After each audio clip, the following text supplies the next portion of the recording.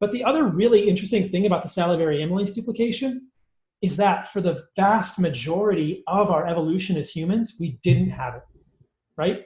Neanderthals don't have it, Denisovans don't have it, Homo erectus doesn't have it, Homo habilis didn't have it, Homo heidelbergensis doesn't have it. And to me, that suggests that we were not eating many starches up until 60 to 70,000 years ago.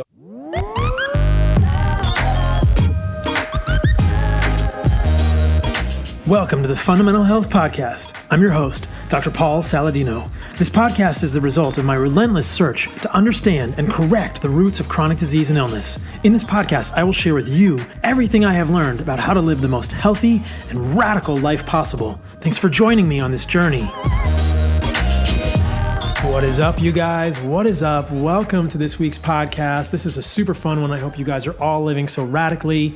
Super exciting news. My book is available for pre-order now. Please support me if you like my work. Think about pre-ordering the book. You can go to thecarnivorecodebook.com. There's a link to my publisher, which is Indigo River, and you can support me with a pre-order. Anyone that pre-orders, as a huge thank you, will be invited to an exclusive Q&A with me in December. It'll be live, and you guys can ask me whatever questions you want. And you can find that landing page also at my website, which is Carnivore MD. This was a really fun conversation with Chris Masterjohn. It's the second. So if you missed the first part, you might want to go back and listen to that one. As you may all know, Chris is an advocate of kind of a Western A-price style diet, an omnivorous style diet. And I thought, who better to talk about the science, the potential pros and cons of an entirely animal-based diet than Chris. I'm sure there will be some other ones in the future. I'm hoping to have a conversation with Chris Kresser as well. Chris's perspective is that there may be some nutrients missing from a carnivore diet. We talked a lot about that one in the first episode. And my feeling is that there are really no nutrients missing from a carnivore diet if we get enough nose to tail nourishment.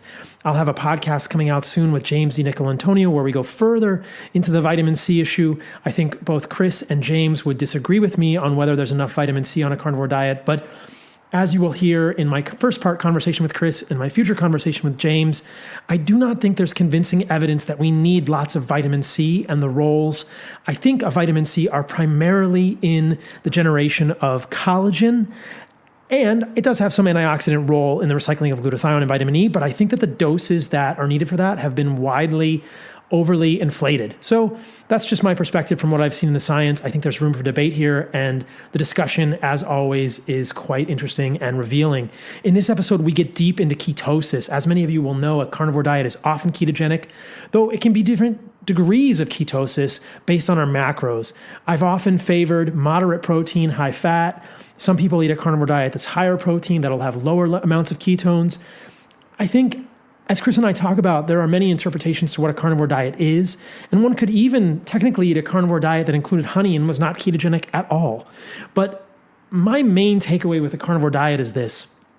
When we acknowledge that plants have toxins, that is a radical concept. So often in our society, people just accept that plants are beneficial for us invariably, and they ignore all of these toxins. So I think when we imagine where are the toxins, the fact that plants can have toxins, and we think about a spectrum of plant toxicity, which I detail in my book, and we think, where do we get nutrients? Animal foods, we're pretty much 85% of the way to a carnivore diet anyway.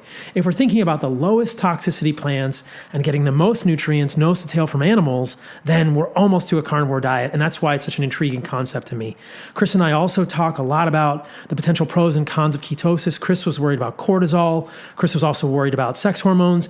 And as you'll hear in this podcast, I think there was a lot of evidence to the contrary for that the majority of these concerns people have about a ketogenic diet are when they are myopically focused on the beginning part of a ketogenic diet rather than a full keto adaptation period. In the beginning, the pH does shift. In the beginning, cortisol does bump a little bit. But what we've seen from multiple studies that we talk about in this podcast is that within 2 to 3 weeks, all of these things appear to have gone back to baseline, and there's really no good evidence that cortisol is elevated, that the autonomic nervous system is elevated. Certainly there's no evidence of epinephrine activation or elevation, or that pH changes in any meaningful way on a long-term ketogenic diet, that is in keto adaptation.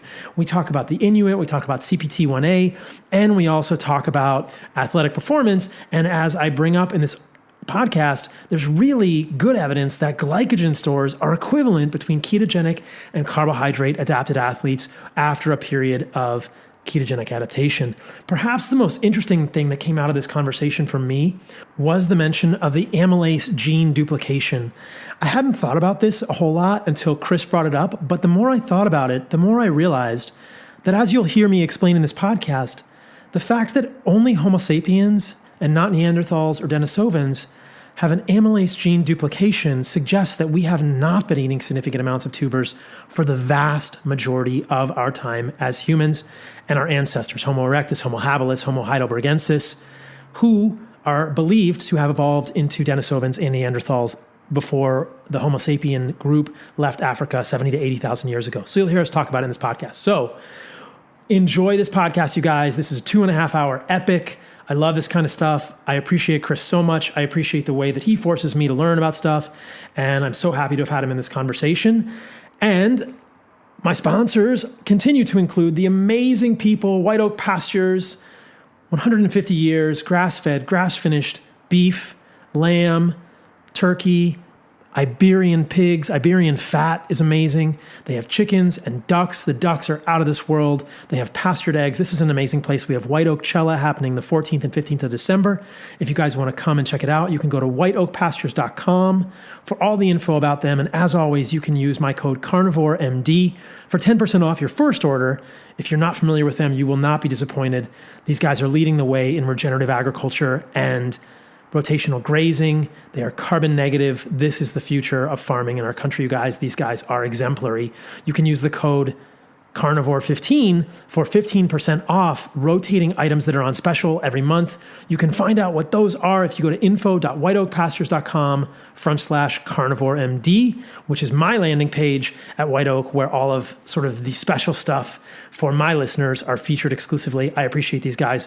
Please support them. You are doing a good thing for everyone. These are good people. And I think that when we band together as a tribe and we support good people, everyone benefits, and this is food that will nourish us and our families in, I believe, foundational ways. Nose to tail is the answer. Speaking of a tribe and people that we care about, I really appreciate the folks at Ancestral Supplements. Speaking about nourishing our families, speaking about nose to tail, Ancestral Supplements is continuing to just be the place to get nose to tail, grass-fed, grass-finished, beautifully sourced from New Zealand, desiccated, I should say, specifically freeze-dried. This is the most delicate way to process the organs that preserves the majority of the nutrients. This is the best way to do it. And they are sourcing these from New Zealand in gelatin capsules, so it's convenient. Not everybody wants to eat liver. Not everybody wants to eat brain. And so this is the way to do it. I love them when I can't source the organs or when I'm traveling. You can use the code SALADINOMD at their Shopify site, and you will get 10% off. Do not be fooled by imitators. I think that as people realize how important this nose to tail nourishment is, there are supplements coming out now that are not sourced from New Zealand, but might actually claim that they are. If you are thinking about using glandulars, whether it's liver, brain, heart, whatever, demand the certificate of analysis from the company. Ancestral Supplements provides this. They are truly New Zealand based. There are so few companies doing New Zealand based. If you look at this, a lot of stuff is from Argentina and South America, and that is much lower quality, much lower quality. So do not be fooled by imitators. These guys are the real deal, and they are the best people that I have ever met in this space. They are some of the best people in my life in general, and I appreciate them deeply as people. They are always working to help us remember how to live ancestrally, and they are putting back in what the modern world has left out. So check them out at ancestralsupplements.com. You can use my code. Please support them if you are looking to get more organs in our life, which we should all be. Okay, you guys, that is it. On to the podcast. Let me know what you think about this one. Listen after the podcast for what is going on with me.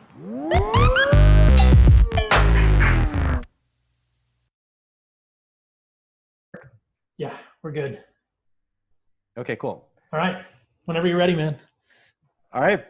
Paul Saladino, doctor, welcome back to the, actually, I was on your show. Welcome to my show. It's good to be on your show. It's good to be on your show, Chris. It's good to be here.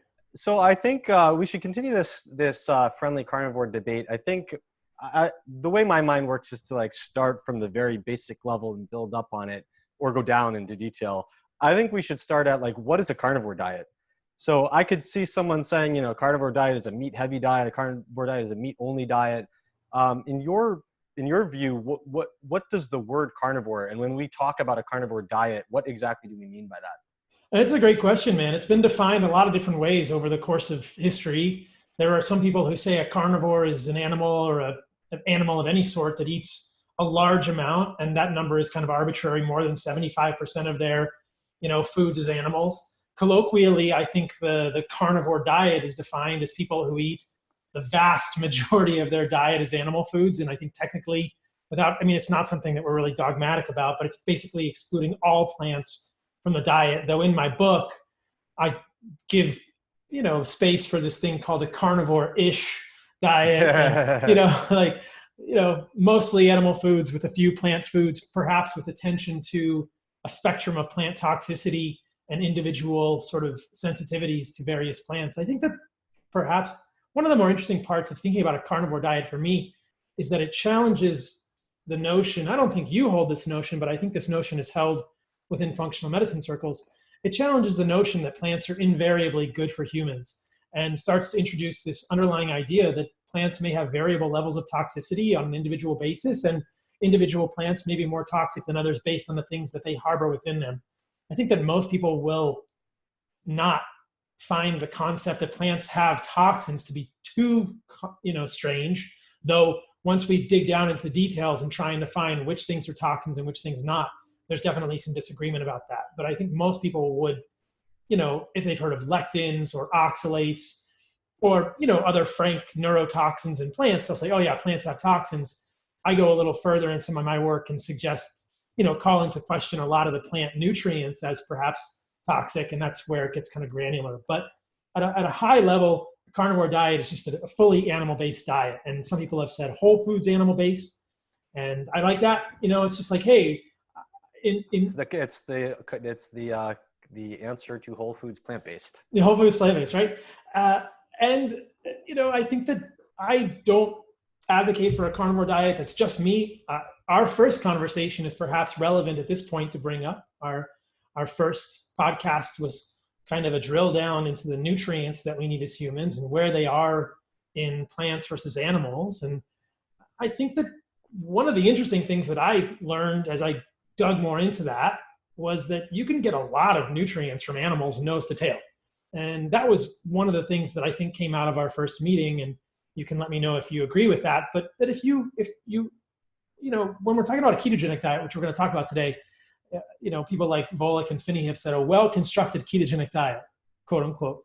And so I think you could adapt that to a carnivore diet and say, hey, there's a way to do a well-constructed carnivore diet with attention to certain micronutrients rather than just eating a ribeye at every meal. These are things like iodine or calcium or boron or biotin or riboflavin or folate, which may not always be adequate for humans in a steak, So right.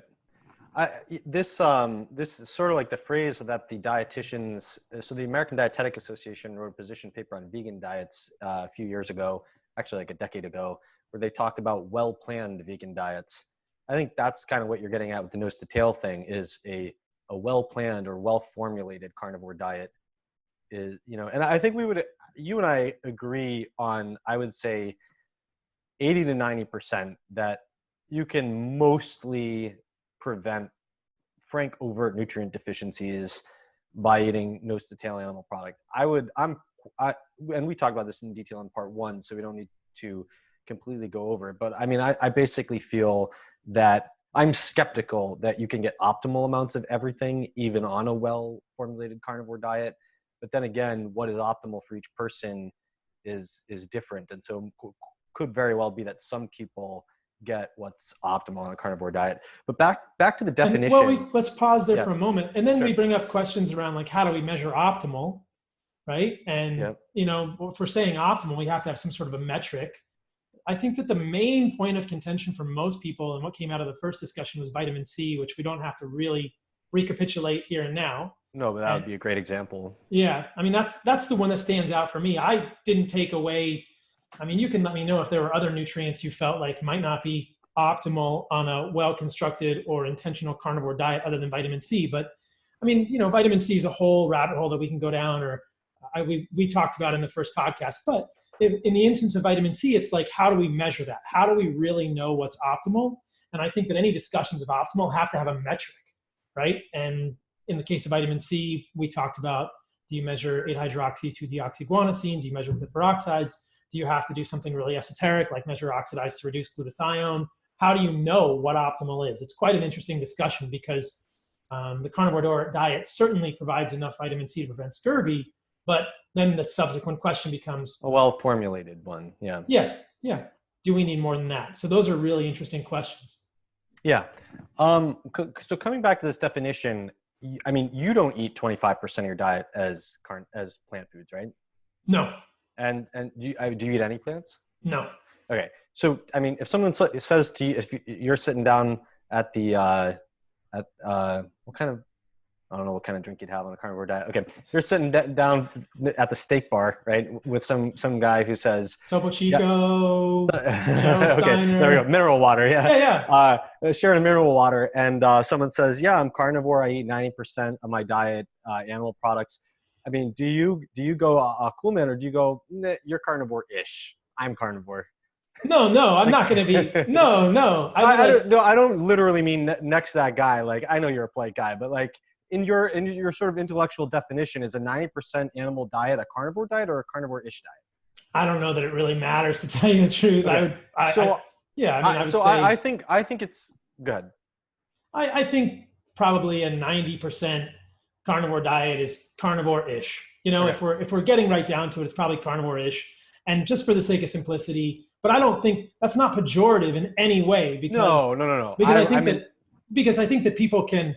One of the things that I think that we all rebel against is this dogma. And I mean, this is actually kind of interesting, because without being too, judgmental, this is what happens in plant-based circles or vegan circles, is people will say, like, you weren't really a vegan, because you ate, and that's not what I do, or people tend to do within carnivore circles. It's not like we're going to say to somebody, you're not really a carnivore. I think, like I said, it's more of this perspective. Where do we get most of the nutrients, or where do we get the most nutrients? Where do we get nutrients to be optimal humans?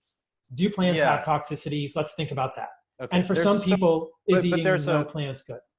But there's a pejorative way to define something, and a gentle intellectual way of doing it. Sure. I'm big on definitions, because I think that semantics are super important, and how we talk about things greatly impacts how we think about them. And you brought up what vegans do. Like, yes, there's vegans who might be dismissive of other vegans because they have the occasional animal product, but I see the opposite problem. I see, for example, T. Colin Campbell says in the China study that the ideal thing would be to restrict your animal products to no more than 2% of your diet. And he says 2% of your diet is so inconsequential that you might as well just eat 100% plant foods. Then Joel Fuhrman does something more moderate in Eat to Live. He says that most people can live within what he calls a 10% junk food diet. All animal foods fit into his 10% allotment of junk food. And he says about 10% of people need more animal foods than that because they have digestive problems. Now, putting aside their actual claims, what I want to point out is what they're doing with the language there is they are dismissing what could be extreme importance of minor components of the diet. So for example, in T. Colin Campbell's 2% of the diet plant food, you could have 2 oysters and a clam for breakfast every single day on Campbell's 2% of your diet. As animals. And fit within the 2% of your diet as animals. And that could prevent a zinc deficiency. That could prevent a B12 deficiency. The 2% of your diet, if you're selecting the most nutrient, you could sit down and eat 4 grams of liver every day. And or 2 grams of liver, 1 clam, 1 oyster for breakfast every single day. 2 ounces or 2 grams? No, 2 grams. 2 grams of liver, Chris? Yeah, no, yeah, but listen to my point. If you eat 2 grams of liver, clam, and an oyster every day, you are doing a great deal to prevent frank deficiencies of nutrients that are primarily found in animal products, because you've used that 2% very widely. Joel Fuhrman's 10%. You know how many nutrients you can fit into your diet by eating 10% of your diet as the most nutrient dense animal products? Like if you take all the organ meats and shellfish and whatever else that you eat, and you make that 10% of the diet, you have completely turned around the nutrition around zinc, around B12, around a lot of nutrients that are very important to get from animal products. So when I look at that, I say, I'm not going to call someone vegan if they're eating a 98% plant-based diet and then they're deliberately sitting down to get 2% of their diet as the most nutrient-dense animal foods. Why? Because it's not about the relative bulk. It's about the importance of that thing in a diet. In other words, if the contribution of your animal products to your mostly vegan diet is the difference between irreversible neurological degeneration, having it and not, then that 2% was so profoundly important that you have to call that diet not vegan, right? So I think there's a difference between a carnivore who only cares about 100% animal foods, but occasionally cheats for the hell of it, versus, if you sat down and you made a diet that was 90% meat, but then you said, okay, the most nutrient dense plant foods that are rich in vitamin C and folate and magnesium and manganese, I'm going to deliberately include 10% of my diet to cover all those bases, then I think, okay, carnivore-ish is an okay term, but to call that carnivore, I think would be misleading because the plant foods are so important in changing what the nutrition is. So the way that I would think about a fair term for carnivore would be if everything that is important to your nutrition is coming from your animal foods and you're only eating animal foods except when you occasionally eat something that you don't care about, that wasn't important in any way to your health, then that's a carnivore diet that you sometimes cheat on. Whereas a 90% animal diet and 10% really important plant products that are making a really important nutritional contribution to that diet, that's a meat-heavy diet, not a carnivore diet. That's how I would see it. No, I think that's totally reasonable. And those discussions are super fascinating. And we kind of went through that in the first talk because, as we're thinking about this and we're trying to see if the concept of an entirely animal-based diet is even viable, we think, well, and that's the first podcast or parts of it.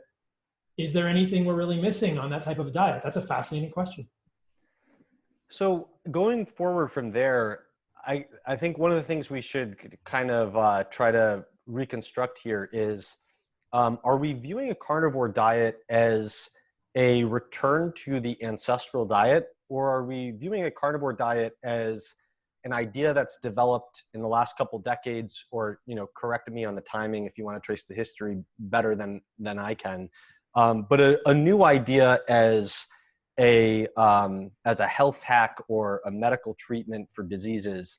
So in other words, is this a new dietary approach based on trying to achieve a certain effect, or is it, I guess they're not mutually exclusive, or is this the way we've always eaten until we messed things up and we're going back to that?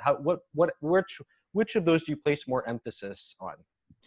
I think they're both important, Chris. And it's impossible to really know how we ate. And we'll talk about some studies that might give us some perspective. But as we talked about before the podcast, neither of us is paleoanthropologists. So, right. And, I think there's an interesting hypothesis here.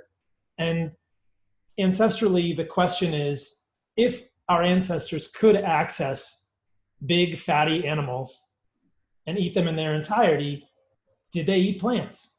Did they have a need for plants? And this is something that I've kind of asked in my books and my writings, and it's just a hypothesis that I've suggested. Like, is it possible that given an abundant supply of delicious woolly mammoth fat, meat, organs, tendons, brain, eyeballs, whatever, we didn't really have a need for plants? And I have suggested that perhaps plants were survival foods, that plants, might have been selected by our ancestors during times of scarcity. If anyone here has ever hunted, they know that it's pretty hard to always get something good. Maybe 80,000 years ago or 100,000 years ago, when there were tons of megafauna, we could have an abundant supply of animals all the time. But at least, and again, these are imperfect numbers, at least within the last 20 to 30,000 years, depending on the continent we're looking at, there's been megafaunal extinctions. So I don't think we know. But I think it's an interesting question. if animals can provide us with everything we need to function as humans, and again, that's sort of an ongoing conversation, then if we had access to animals, is there a need for plants? And the downside to plants is something I've talked about a lot, though we haven't talked about it a lot here. It's, they have anti-nutrients. They're not always benign. They're not just totally friendly species. And throughout our history, at least recent history, anthropology and ethnography, we can see that at least recent hunter-gatherers went to great lengths to detoxify a lot of those plants in those situations. And so the corollary question is, if they had a lot of animals, would they have even bothered to eat those plants? Maybe not. It's an interesting question. So what do you make of the correlation between latitude and animal product consumption? The data that I've seen indicate that basically the further you go from the equator, the greater the animal and lower the plant consumption. You get up into the Arctic and plants are equal to or less than 5% of calories. You get down to the equator and animal foods bottom out at 36% of calories. So what I see when I look at that is that, first of all, no one's carnivore or vegan, but it seems as though, plant foods are becoming more and more limited as you get into the Arctic. And the more plant foods are available, the more higher the plant food consumption is. And it does make sense to me that, like, to some degree, obviously, if there's a giant animal that you can hunt and you get all your calories from that, you probably won't go looking for plant foods. But at the same time, it seems like at the equator, there are big animals and people do hunt them and they do eat mostly those animals for an extended period of time, but they also feast rather heavily on the calorie and protein dense plant foods that are there. And there's this famous story from one of the Kung San where an anthropologist asked them, and this is contrary more to agriculture than to carnivory, but they asked them, you see everyone has developed agriculture around you, why don't you develop agriculture? And the guy said, why would we develop agriculture when we have all these mongongo nuts? But it seems like you could infer into what they're saying that by their behavior, they also say, why hunt another giraffe when I just hunted a giraffe 2 weeks ago, just got done eating a bunch of giraffe and there's a bunch of mongongo nuts right here. I mean, that's what their behavior plays out.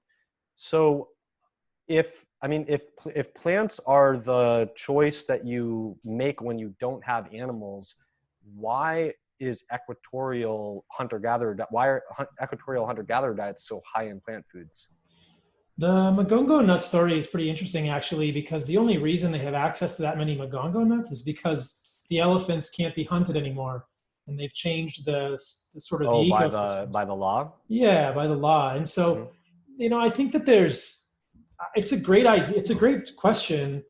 The corollary question or the follow-up question in my mind is, are there really that many big animals left? Like, maybe they can hunt giraffes. I didn't know the Kung San could still hunt giraffes. They certainly can't still hunt elephants. I don't know if they can anymore. I don't think they can. There's not a whole lot of big animals left. And I think about this all the time when I'm out in the woods hunting as well.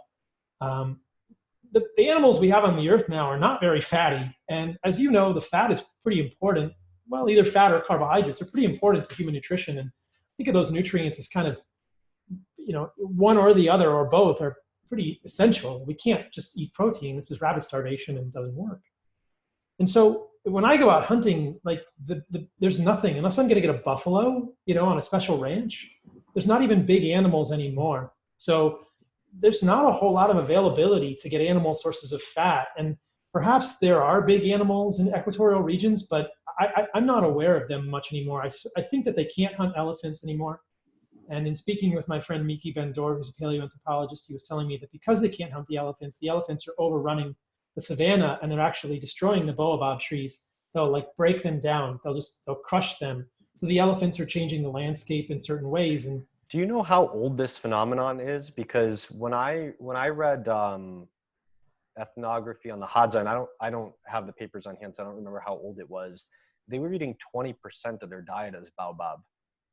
Right. Are the elephants overrunning them in the last 20 years, or is this like a century?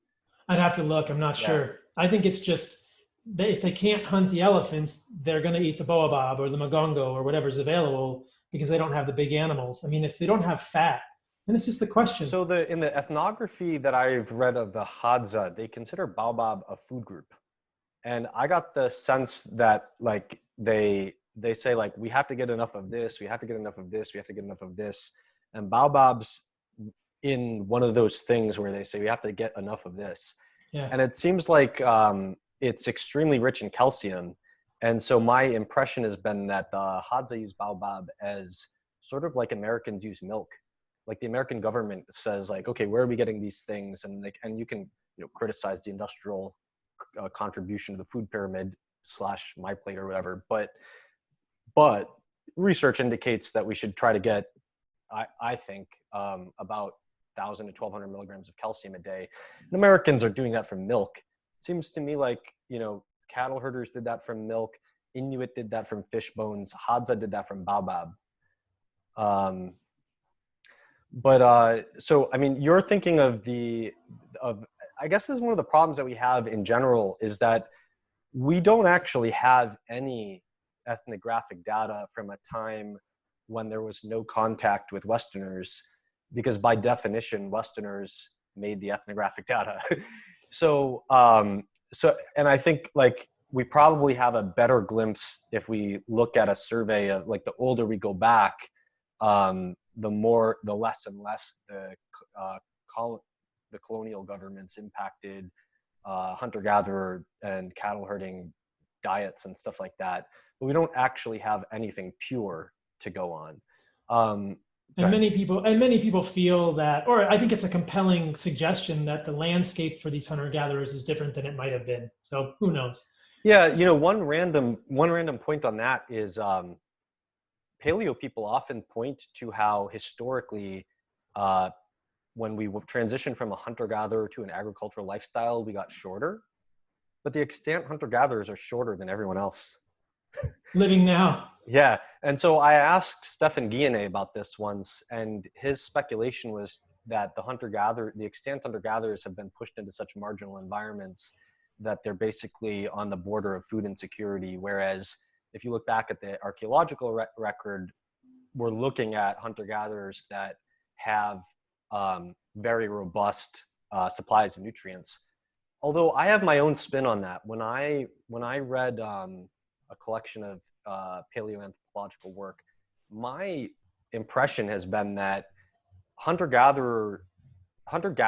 and gathering was never able to sustain the resource stress that occurred as hunter-gatherers multiplied. And it was actually pressure to centralize and adopt agriculture to counter that. I feel like, Jared Diamond said that agriculture was the biggest mistake we ever made. Yeah. I feel like that's kind of the wrong spin on it. Like we were basically forced into agriculture by even you said that hunters made the megafauna extinct. Well, you can only hunt something extinct so long before it's not a source of calories anymore. And so hunting is like, it works for a while, but if you increase your population density enough, you're kind of forced into a more efficient means of producing things. Yeah, it's very interesting what you point out about the living hunter-gatherers, and I do think it mirrors the suggestion that their environments are maybe not what they used to be. I think there's pretty good data that at the agricultural transition at the time of the Neolithic Revolution, around 10 to 12,000 years ago, depending where we look on the earth, skeletons got much shorter, and we can see this like at the Dixon mounds. There's been a lot sort of published about the increased incidence of parodic hyperostosis and tuberculous lesions and shortening of femurs and other long bones. So I do think that, at least from what I've seen, we did get shorter with the agricultural transition, but the fact that the hunter-gatherers we're tall now. We're about back to where we were, right? So the average, I think, was like 5'9", 5'10", and that's about where it is now, 5'8". So, but what an interesting point that you point out about the hunter-gatherers, that, yeah, that does suggest that their environment is probably not what it was, and we have sort of marginalized them, and perhaps it was different. And then I'll just say one more thing, the Neolithic transition, I don't think anybody really knows why that happened. There's a compelling hypothesis that you're referring to, that perhaps we overhunted the megafauna. And the other one is, meteoric events like the Younger Dryas event or something, creating mass extinctions. But probably it was a major change in the availability of foodstuffs that had been, uniquely valuable for us. And we kind of referred to it earlier, at least within the US, if we're talking about the Dixon Mounds, which are in Illinois or Ohio, there's tons of buffalo. And I mean, that's a pretty big, that's a big animal, but you can imagine like a woolly mammoth is 3 times the size of an elephant and a huge amount of fat. Well, you said before, why would you eat plants if you had big megafauna around? I mean, similarly, why would you develop like if having mongongo nuts is a sufficient reason not to develop agriculture for the Hadza, then certainly having megafauna is a sufficient reason not to develop agriculture. And I think that kind of, I mean, I don't have the data on hand anymore, but I did do a lot of reading on it. And I based my impression that we were forced into agriculture on the basis that there was evidence for declines in bone health prior to the development of agriculture. And then everything got worse, and then everything got better. I view that as technology development. I mean, I think if we look around us now, and I don't know who originally made this observation. Peter Thiel has pointed this out. We develop technology, and then technology causes problems, and then we develop new technologies to solve the problems caused by the old technology. But even though we always make problems, things tend to get better as we go on. I mean, you could debate the net betterment in agriculture, but I think that what happened was actually, I think there's a very good parallel with the Industrial Revolution. So in the Agricultural Revolution, you say, oh, we can efficiently produce this grain. And you're like, well, this provides calories, and you don't know jack about the nutrients in that grain. So you eat a diet that's like 90% wheat or 90% corn or something like that. And you wind up with profound nutrient deficiencies because you had no idea how to properly construct a grain-based diet. And you can debate whether a grain-based diet can be as good as an animal-based diet, but it's certainly the case that one of the worst grain-based diet you can have is when 90% of your diet's just one grain. We did something similar in the Industrial Revolution. We started refining bread before we knew what the vitamins were. So we produced this source of calories that had no nutrition in it whatsoever. Things are better now that we fortify bread. You can debate the value of fortified bread, but it's still classical nutrient deficiencies were rampant at the time of the early Industrial Revolution and industrializing food that are not now, because we figured out how to live with white bread. Like, maybe we don't live as well as we would without white bread, but we figured out how to coexist with white bread in a way that we did not figure out in 1925. And so I think that's what we're seeing there. But I think, we're kind of agreed that the ethnographic record is complicated to interpret because of the effects of Westernization throughout the period where it's been developed. So I think that's a good segue to go back into some of the data on what we might be able to infer from prehistoric remains. So when I look at the prehistoric record, I think one of the most compelling things, which we've talked a little bit about this as we were preparing, one of the most compelling things is that the salivary amylase gene, which functions to produce an enzyme in the saliva called amylase, which breaks starch into glucose.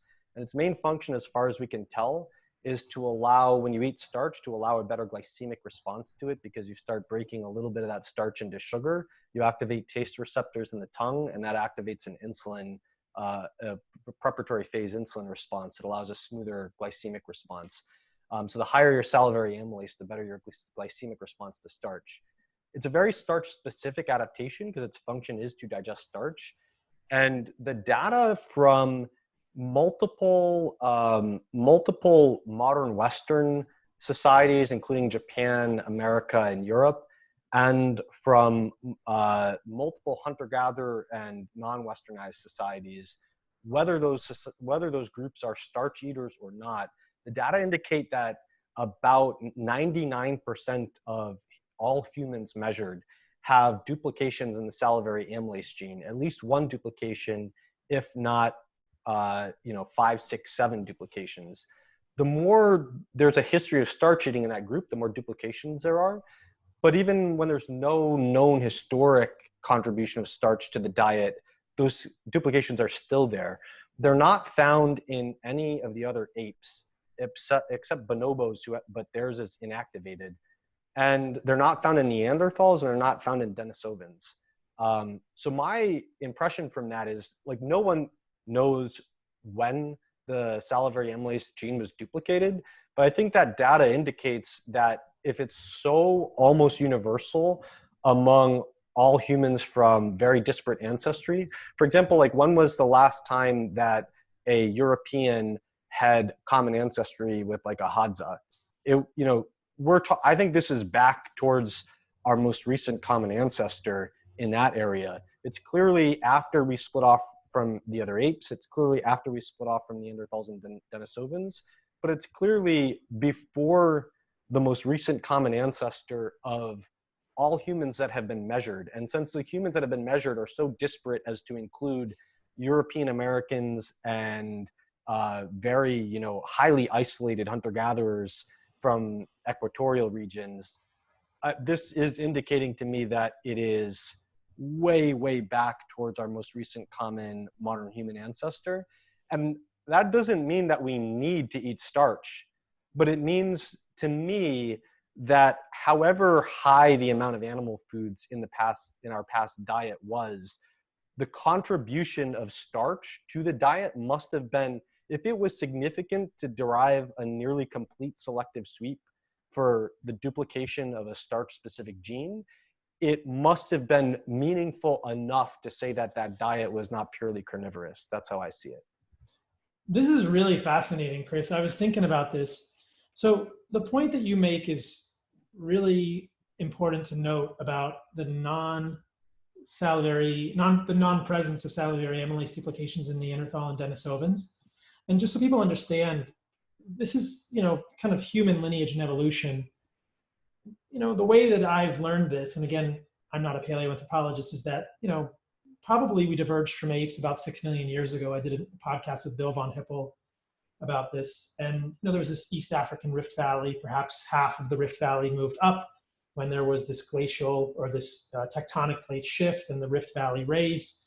The forests essentially changed to savanna, and our ancestors moved out of the trees 6 million years ago as Australopithecus. Then we went through a series of sort of increasingly human-looking people with Homo habilis, Homo erectus, Homo heidelbergensis.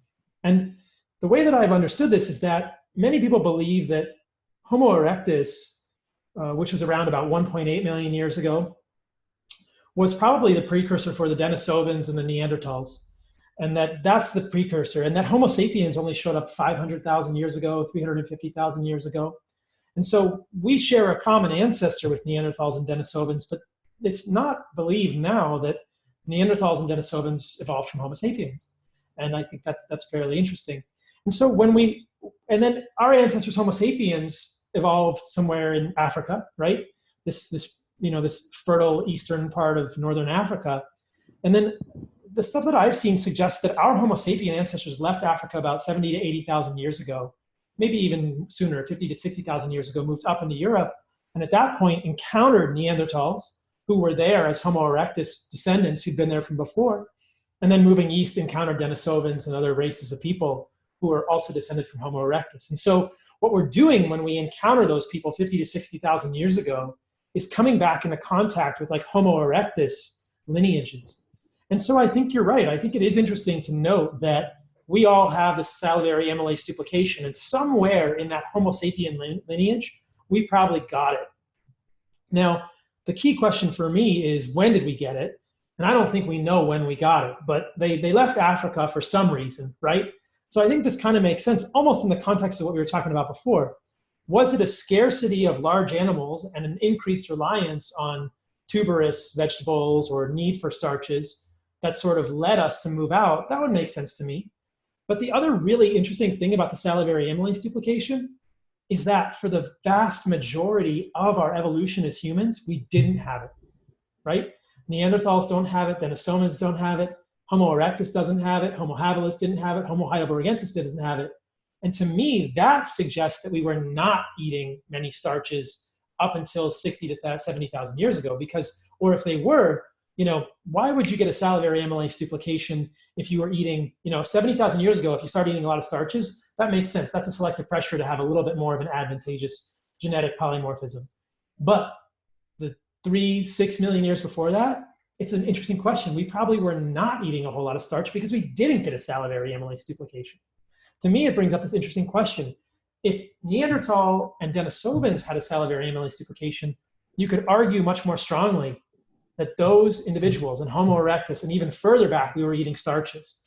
But the fact that they don't, to me, is probably the most interesting part of the story, saying, yeah, I don't know. That to me suggests we were not eating starches until 60 to 70,000 years ago at the latest, and then maybe even more soon, more recently than that. So we don't know. The papers that we shared, the furthest back we see it is 12,000 years ago. And that's in the time of the Neolithic Revolution. Yeah, but hold on. That's true. But that's from archaeological remains. I don't know that it's been looked at in many archaeological remains. What's also true is that, so this paper, the first paper that came out with it, and I don't remember if this is complete or not, but looked at Japanese, Hadza, European Americans, Biaka, Buti, Gatog, and Yakut. I don't know when European Americans, Japanese, and Butis had the last common ancestor, but It's got to be way older than that archaeological remain. I mean, probably. The inference has to be about who has it and who doesn't. So I think I completely agree with you that indicates that all the other lineages that we sprouted off from didn't have it. But I think the fact that it's shared across all these different hunter-gatherers that I don't know when our most recent common ancestor with them is, but I'm guessing it's got to be almost as old as the most recent common ancestor of all humanity, because Buti did not recently give birth to any European Americans. You know what I mean? Like we diverged from them a long time ago. I mean, when you're saying a long time, we could say like, I mean, I don't know, I'm just guessing, but to me, it seems like the most common or the most recent common ancestor would be 70,000 years ago as we move out of Africa. That's Homo sapiens moving out of Africa. That's the most common ancestor. And from there we move across the planet. So whether or not it was present for 500,000 or 70,000 years, I don't know. But I think it's possible that at least the hypothesis, or one hypothesis, would be, did we move out of Africa? And Miki Bendor has shown this really well, that as humans move to different continents, we cause megafaunal extinction in all those continents. So you've got to wonder, was it a megafaunal extinction and overhunting in Africa that caused us to move out of Africa? And you could imagine that a megafaunal extinction could have a need for starchy vegetables and the salivary amylase duplication. So it's interesting. So that strikes me as very plausible, that megafaunal extinction could have underlied the initial adoption of starch. But this has to predate so I have to be very frank. I am not as well versed on the research on the migrations and Neanderthals and Denisovans. It's been a very long while since I've followed anyone on this. My understanding is that it's debated whether we migrated out of Africa 50, 70,000 years ago, 200,000 years ago, or whether there was like 3 different migrations out of Africa that wound up converging. I think that's very controversial. I think the most recent common ancestor is also somewhat controversial, but let's say it's 70,000 or 200,000. Like the Wikipedia page for it has it pegged at 200,000. I don't think it matters. So like some time that was prior to the splitting off of basically everyone that's alive, right? I mean, if isolated hunter-gatherers in Africa right now have these duplications, then it's not just traced to the migration out of Africa. It's traced to the most recent common ancestor of the people who stayed in Africa and evolved there, and the people who migrated out of Africa. But the exact date, I don't think matters that much. I think the point where I think we're largely agreeing on this was at least as recent as humans split off from Neanderthals, Denisovans, other apes, etc., and did not have our ancestors up there. I think where we're disagreeing is where to put the emphasis. So why would we not be putting the emphasis on the evolution that shaped present humans? Why would we prioritize the diet that we evolved? If we evolved from the ancestors of Homo habilis and erectus to move to what has become the ancestors of everyone alive today, why wouldn't the changes to the genome of the ancestors of all living humans be the primary thing to look at, rather than let's say megafauna extinction drove a starch-rich diet at a certain point, and we are all descendants from those people. Wouldn't it be fair to point out that the shaping of our genome has come from that inclusion of starch in the diet? Well, I think that then the question becomes, how much is the genome shaped by that, right? I think that there's a little bit of an inference there around like, oh, it had a huge impact or it affected us profoundly. And I don't think that I can't come up with a schema by which I can quantify that. My perspective is, because we developed this adaptation, does that mean it's ideal for us, or does it mean we had the ability to have perhaps a little more efficiency with a fallback food? Look, how nutritious is a sweet potato really, and what kind of starches are these people eating? Like, this to me is like, it's still like these tubers pale in comparison to animal meat and organs. And I think that, I don't know how you would feel about that statement, but look, you can get complex carbohydrates, but you're primarily looking at a calorie source. You can get a decent amount of potassium and maybe some beta carotene, but I don't honestly know what ancestral tubers were like.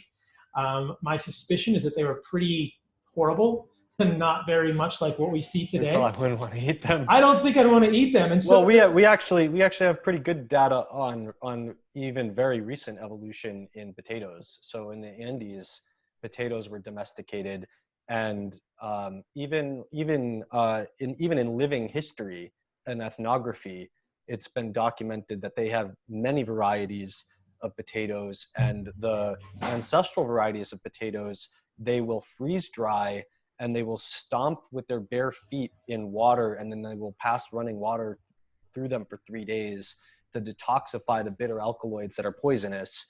And and they always peel the potatoes, and they also have bred whiter, less bitter potatoes that are less toxic. And in America, I believe the last case of potato poisoning was in the 1940s. There hasn't been a potato poisoning case, largely because we've further bred them to be even less toxic. Clearly the inclusion of plants in the diet has at various points, it depends, right? Because, some plants are more toxic than others, clearly. But we could say in general, I think, the other thing is, this is also reflecting like specialists in certain foods.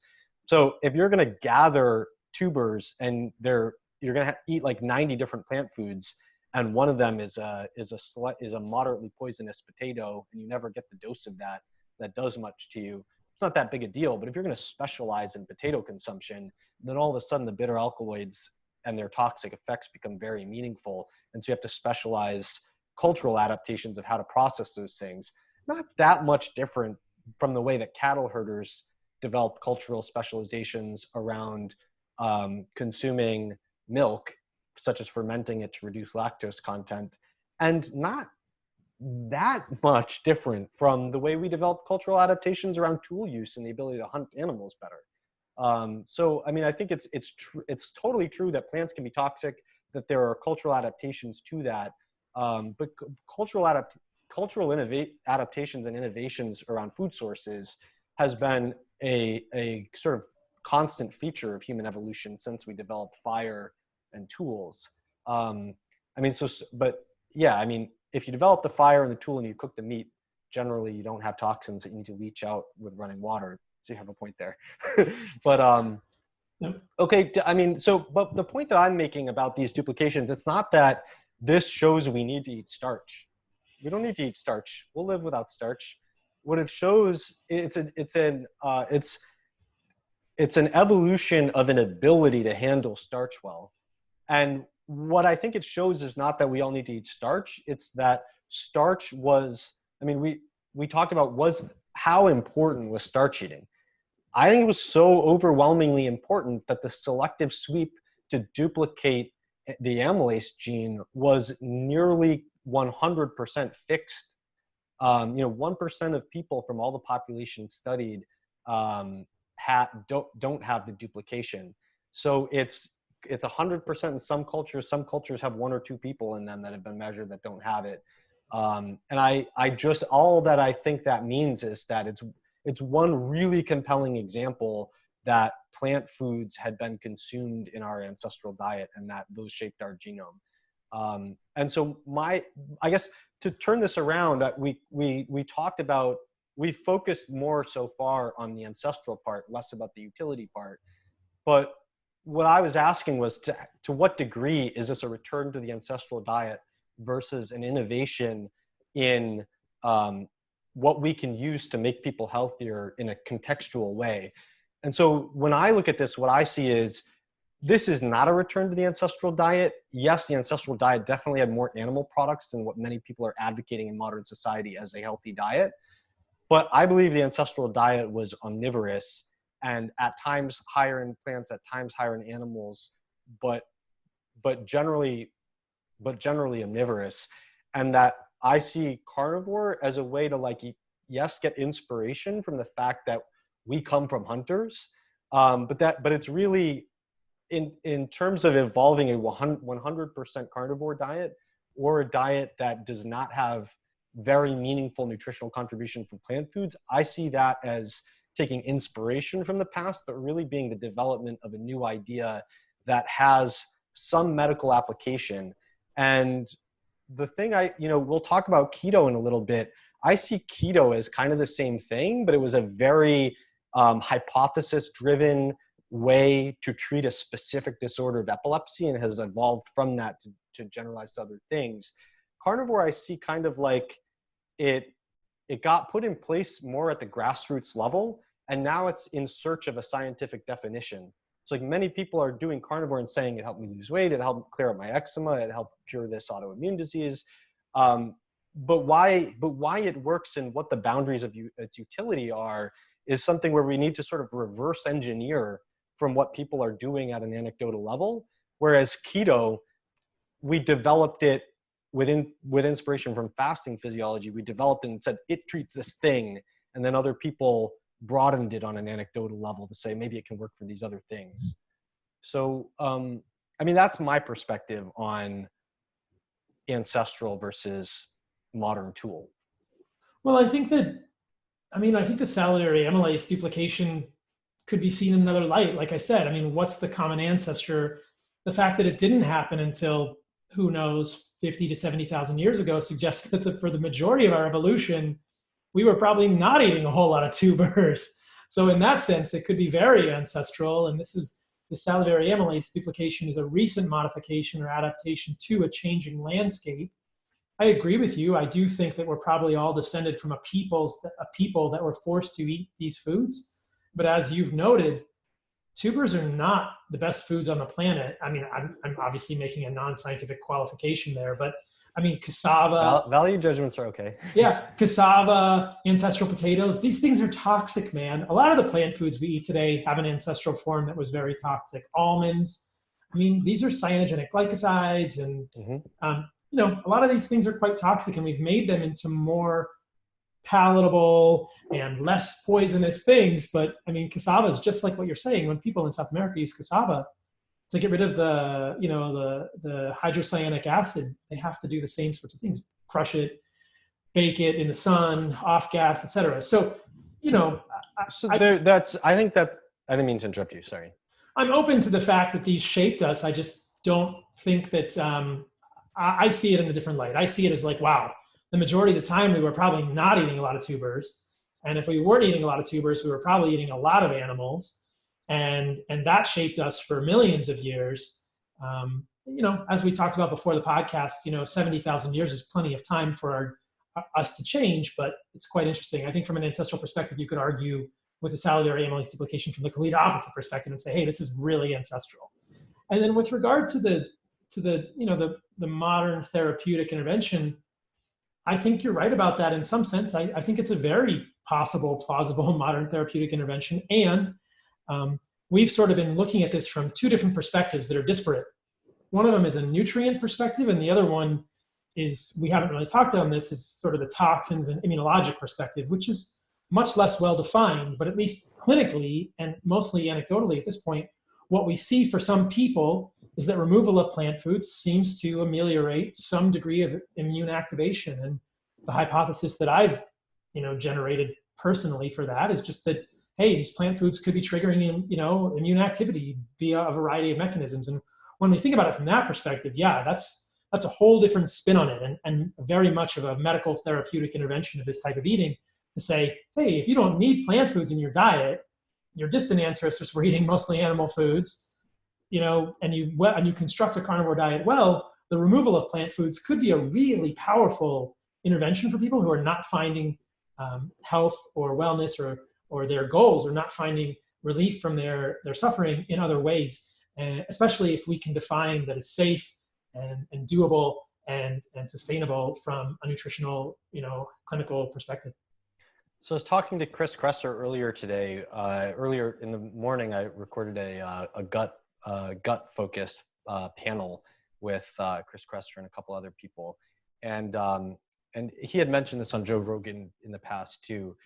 His hypothesis is that carnivore diet is basically excluding most of the fermentable carbohydrates, and by removing a lot of things that feed, you take someone whose microbiome is messed up, removing the source of food for the negative parts of the microbiome, the bad bugs, could produce relief from symptoms that way. I think that's an interesting hypothesis. I think the plant toxin is an interesting hypothesis. One, I'd like to make 2 points. One is, I think that the thing is, like, if there could be a variety of problems that people have with plant foods, and it just happens to be on a probability based level, it happens to be the case that even if it were, so like, just to play a completely made up numbers game, even if it were the case that half of people with autoimmune conditions have some plant compound as a trigger for them, and half have some animal compound as a trigger for them, not saying this is the case, I'm just saying as a thought experiment, then what you would still expect to see is that as people play around, people self-select for their diets. They don't talk about it that much usually if the diet doesn't work for them or if it's not appealing to them. Some people find success, they find other people who find success, they congregate and they form a community. So you would expect that some people who are drawn to the idea of a carnivore diet, they basically have a 50-50 chance of eliminating their trigger. And if they have success, they're going to aggregate, form a community. That community is going to have a greater voice. And it's going to create a sense that all over the place, people are curing their autoimmune conditions. It might be that one person had to take out rice, one person had to take out wheat, one person had to take out oxalates, one person had to take out cyanogenic glycosides, or something like that. It could be a very heterogeneous pool of people. In the same way, where if I had like a beef allergy and I went vegan, and I had no idea that I had a beef allergy, I would experience profound benefit from going vegan. But veganism that's not because veganism was the cure for my condition. It's because I just happened to cut out half of my foods, and I cut out the one that had the trigger in it. So I think that the thing, what we have is we have a collection of people that may or may not be homogeneous. Like it could be the case that for most or all or some of them, they needed to remove all plant foods. But it could also be that 20% of these people needed to eliminate X type of plant food. 20% needed to eliminate Y type of plant food. And so I think that studying the mechanism of how people are benefiting is where there's really going to be like game-changing ability to like really tailor the diets to the people that need them. I agree with you, Chris. What happens clinically in medicine, though, is that mainstream Western medicine doesn't acknowledge that food of any sort is triggering illness. And I think that elimination diets are one of the most powerful tools we have in medicine. And 99% of physicians in the world are not using them because they're not taught to us in medical school. And so I think that the paradigm shifting concept here is that food can trigger immunologic reactions. And connected with that is a broadened spectrum of autoimmunity. I think a lot of diseases that we have, a lot of illness that we have as modern humans is autoimmune in nature and isn't thought about that way necessarily. And I think that if mainstream Western medicine realized that food could trigger disease, then we would begin to actually make headway with this. And I think that regardless of the type of elimination diet that people choose to do, an elimination diet is very powerful. I think the carnivore diet is a particularly appealing elimination diet to me because of the nutritional adequacy of that diet and the ability of a carnivore diet to provide so many nutrients in such a small package, right? If you are going to do a vegan diet, it's, in my opinion, basically impossible to get all the nutrients you need without extreme attention to detail and large amounts of food. And I think that more often than not, plant-based diets result in long-term nutritional insufficiency.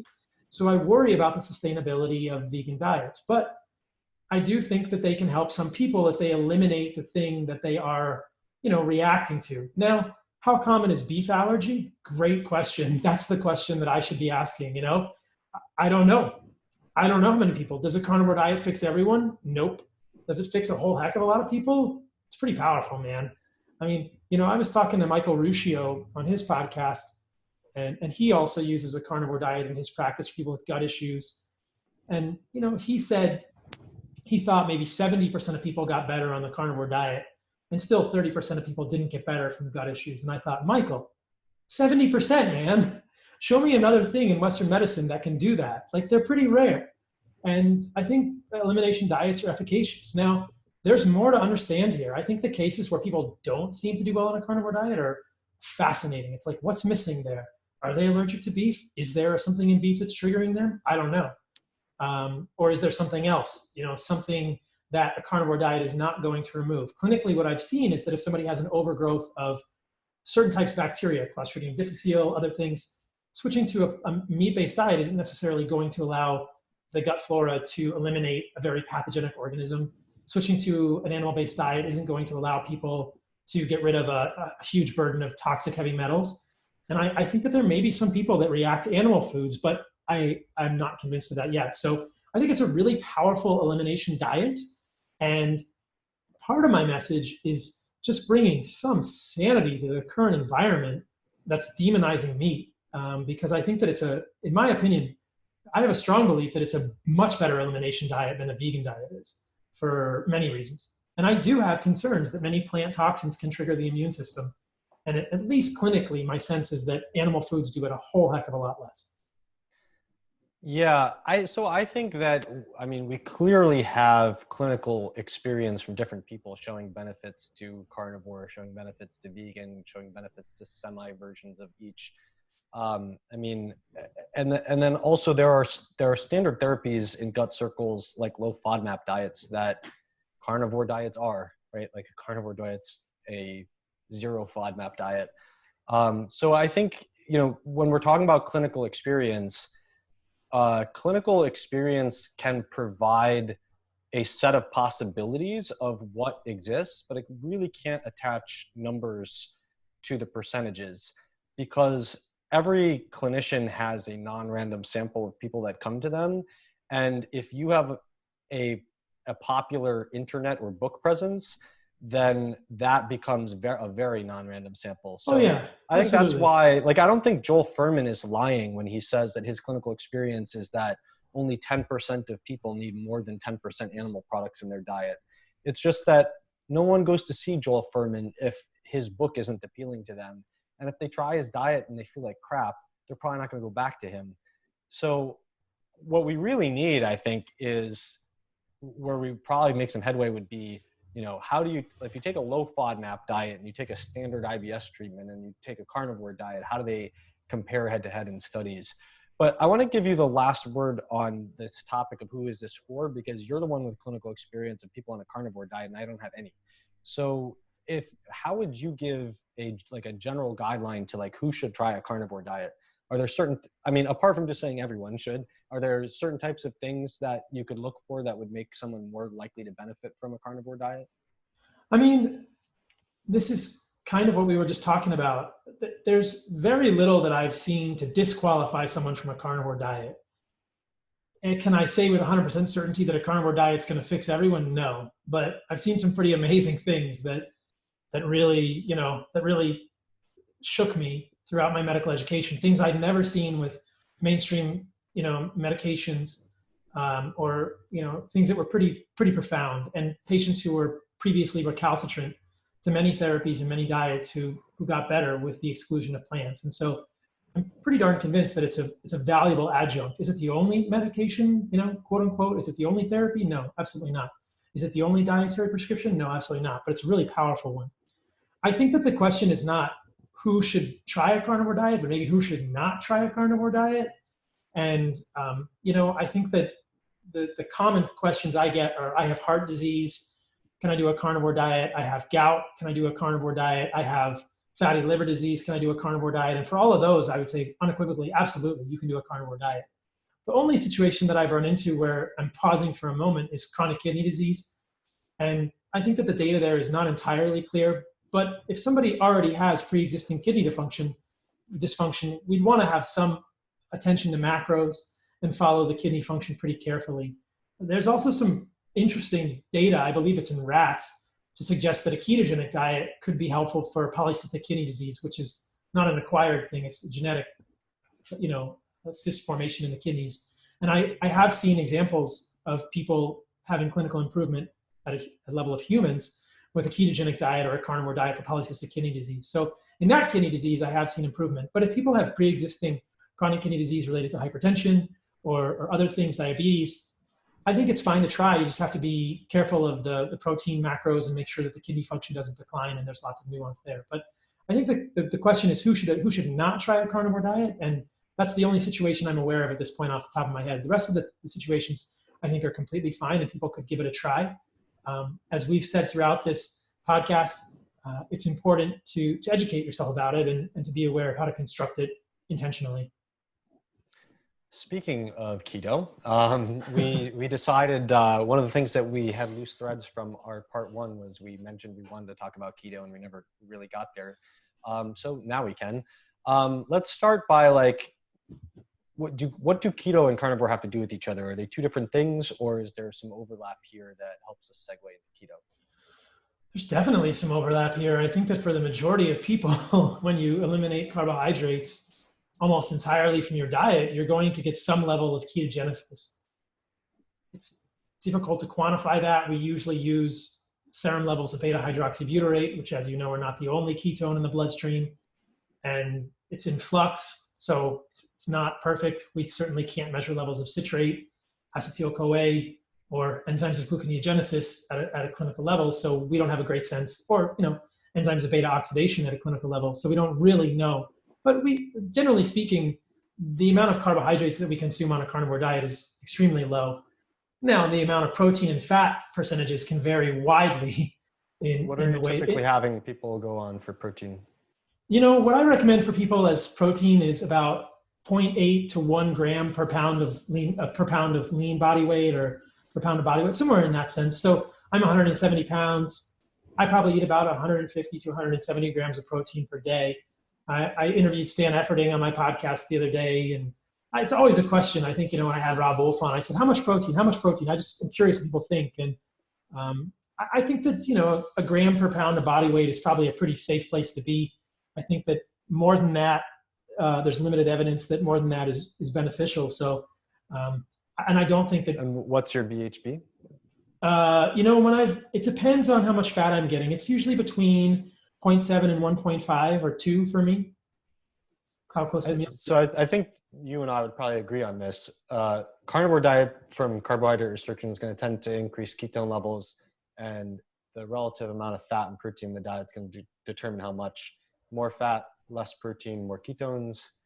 more protein, less fat, less ketones. Would you agree with that? Yeah, but I think there'll always be some level of ketones, even if people are eating. Yeah, just from not eating any carbs. Yeah, you're going to get some. It's trace, and I've always wanted to ask Dom, if there's really, I don't know that there's any real clinical magical thing that happens at 0.5 millimolar, but. I agree with that. Yeah. So, okay, so we talked about who is a carnivore diet for. Let's talk about who a keto diet is for. Where do you see the difference in the clinical utility? Would you put some people on a keto diet that you wouldn't carnivore, or vice versa? Or would you tend to emphasize that the carnivore diet be keto or more keto for certain people? And generally, for people who don't care about the carnivore diet, who are listening in any way, who would you in any context tell those people they should be on a plant-inclusive keto diet? I mean, my clinical experience, and again, this is a confirmation bias, or a bit of a selection bias, but is that a lot of people find a carnivore diet to be easier to stick to with less cravings than a ketogenic diet. And so when given the option of a ketogenic diet or a carnivore diet, if somebody's willing to do a full elimination of plant foods, I think it's a better option. I always kind of frame it in the perspective, like, well, let's see if we can do 30 days of carnivore, and then we can add plant foods back if you'd like, or see how you feel, and kind of go from there. But, generally speaking, I think that ketogenic diets often include a lot of foods that I'm not super excited about. They often include a lot of nuts, which are high in oxalates or lectins, and I think can be triggering for a lot of people. They can include a lot of leafy green vegetables, which from my perspective, maybe don't have the best things in them, more oxalates, isothiocyanates, which I don't think are great. It's a whole separate podcast we'd have to do. More folate, more potassium.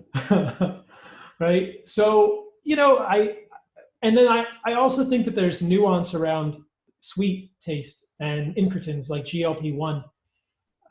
When we put anything sweet in our mouth, whether it's sorbitol or erythritol or glycine, even things that are not carbohydrates and that don't trigger insulin classically, we can get GLP and other incretins being released. And I think that people end up with a lot of cravings or difficulty maintaining a ketogenic diet to a greater extent than they do a carnivore diet. I've heard people say that. Again, there's a lot of bias here, but people tend to feel like they can stick to a carnivore diet more easily, probably because it's all savory flavors and the sweet is not changing satiety, signaling, or incretins.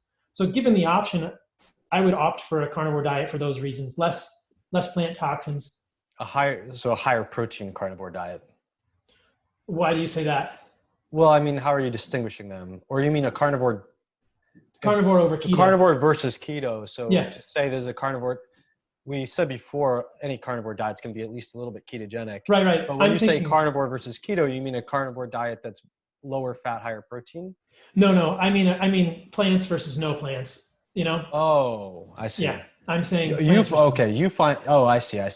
Yeah. So you're saying that that even the little bit of sugars in low carb, low calorie vegetables that would be included on a plant inclusive keto diet, you think even those tend to be problematic from a satiety perspective?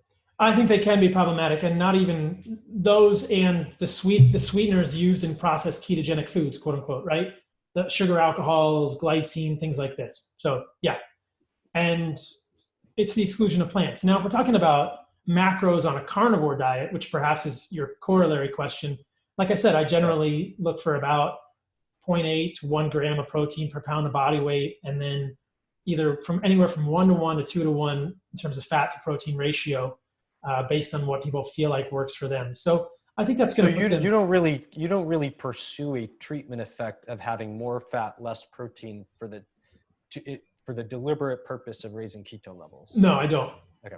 I don't. So the way that I look at keto is much in the way that I look at carnivore. I don't think that a consistent, sustained ketogenic diet is ancestral. I see the ketogenic diet as a mimic of fasting physiology developed by the Mayo Clinic in the 1920s for the specific purpose of treating epilepsy. I think the evidence around that is very supportive of the idea that increasing GABA activity and or decreasing glutamate activity is the primary way that keto diets treat epilepsy. I know there's a lot of other hypotheses, but I think not only is there very robust evidence that they do that, but it's also the case that almost every single drug that's used to treat epilepsy targets GABA activity. There's, I think, a single exception is a drug that's used to target low voltage calcium ion channels that treats absence epilepsy, which is a very specific type of epilepsy. So I think there's a very clean story across the glutamate GABA balance effect of keto and all the drugs used to treat epilepsy. And I think that keto is a very hypothesis-driven way to replace the drugs that were available at that time. I now see that it's generalizing very much. I think that many of the things that it's promoted for it can be an effective tool for, but it's not a very specific tool for. So a lot of people use it for weight loss, for example. I mean, yes, of course, keto is going to work for weight loss. There's just a lot of other ways to treat weight loss. It's a debatable issue, but of why, how sustainable are different approaches, how effective are different approaches. But I'm in the school of thought that the sustainability of the behavior change is the main thing that drives whether weight loss is successful over time. And if people want to use keto for that and they find it to be useful for that, more power to them. But I think where keto is going to have the highest likelihood of generalizing as a very specific treatment is going to be diseases that are psychiatric and or neurological in origin that are related to glutamate GABA balance. Many psychiatric disorders are included in that. Many neurodegenerative disorders are included in that. Even things like chronic pain and asthma are included in that. And my hypothesis is that the glutamate GABA effect is so central to the effect of the keto diet that it is that's where we're going to see the most bang for the buck in terms of showing strong results clinically. Insulin resistance and things like that, sure, I believe it can be used for those. I just don't think it's very specific. Like most diets that create sustained improvements in nutrition combined with improvements in body composition are going to help with metabolic disorders like that. So that's the way that I see the keto diet. I would expand that a little bit from the neurotransmitter perspective. I think and again, this is just nuanced, but I think that sodium channels are in there. I think chloride channels are in there. I guess the chloride channels are GABA. Sodium and chloride channels are all related to glutamate GABA balance, but yeah. And so, I think that it's certainly been used in psychiatric illness with interesting effect. Chris Palmer at MGH McLean is using it for schizophrenia and bipolar with good effect. And yeah, there's some efficacy there in terms of the way that it changes things in the brain. I think that's one potential therapeutic option. I also think that a lot of ketogenic diets are elimination diets of some sense because you're eliminating some foods. So people could have immunologic benefit from a ketogenic diet as well if they're eliminating triggering foods. So I think that there is a glutamate GABA thing going on in the brain. I think there are changes in the brain architecture that we can talk about, or at least in terms of the energy metabolism in the brain with ketogenic diet. I think that if you want to add something there, feel free to go into it. We can maybe get into it later if we decide to talk about the mechanisms and the benefits of it at like a molecular level. But yeah, I think they're beneficial there. The one nuance that I would bring up here is that, and this is interesting, people often say that ketogenic diets mimic fasting physiology, but I'm not sure they mimic fasting physiology completely because we are getting calories. Really. We are getting calories, right? Mm-hmm. So we'll probably get into this a little bit, but it's, I did a podcast with David Sinclair. It was really interesting. I talked to him about this. He's a big NAD guy and interested in the mechanisms of NAD and NADH ratios and triggering of certain genes, which we'll probably get into, the sirtuins, PARP, FOXO, MT2, metallothionein 2, et cetera. But he sort of thought that ketogenic diets were tricking the body into thinking that it was fasting. And I thought, yeah, it's probably kind of like that. But because we're getting calories, we're not totally fasting. So what's interesting, and you can let me know how you think of this or what you think about this, in a fasting state, the ATP to ADP ratio and ADP to AMP ratios are going to be lowered because we have low calories. Agreed. And the NAD to NADH ratios change in favor of NAD. So that NAD tends to go up, at least in the cytosolic pool of NAD with fasting. But in a ketogenic state with calories, it seems to be a little different. It's like you get the increased NAD to NADH ratio, but you don't have low ATP to ADP because you have calories, and you don't get ADP to AMP. So it's a little bit. Wait a second. Can you say that one more time? How are you distinguishing between the effect on NADH versus ATP?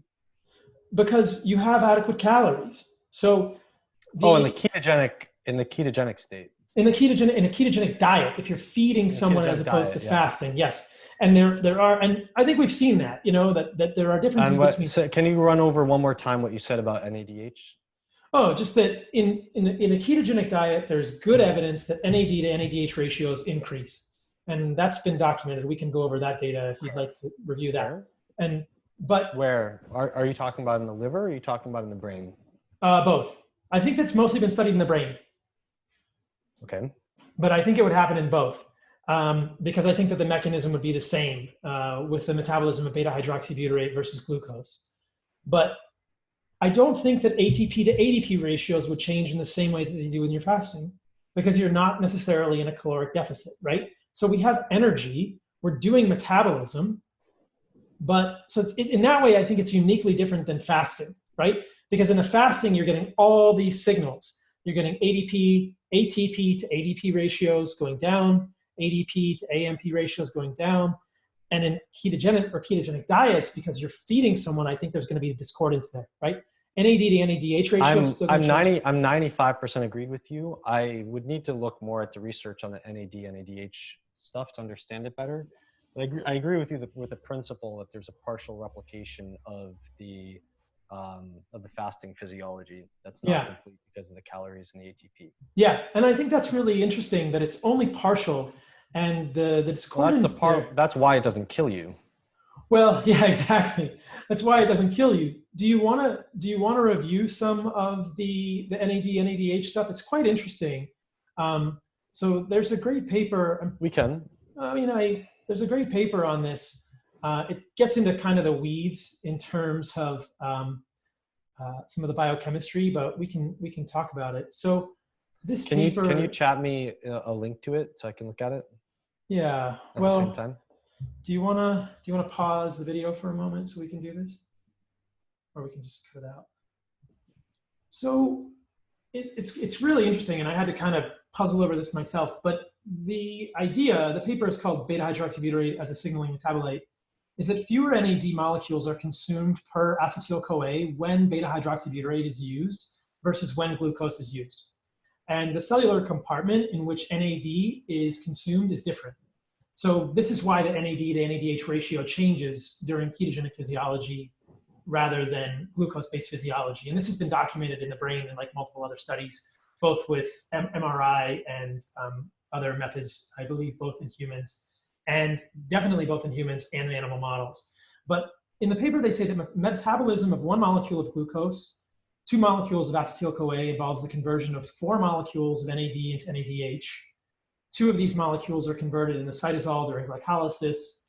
The other 2 are converted in the mitochondrion by pyruvate decarboxylase. The cytosolic NADH is shuttled into the mitochondria, potentially depleting the cytoplasmic NAD pool with high glucose utilization.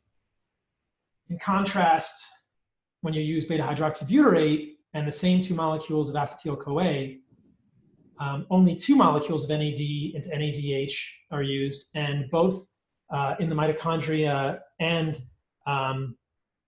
both are used in the mitochondria by an enzyme called BDH1, preserving the cytoplasmic NAD pool.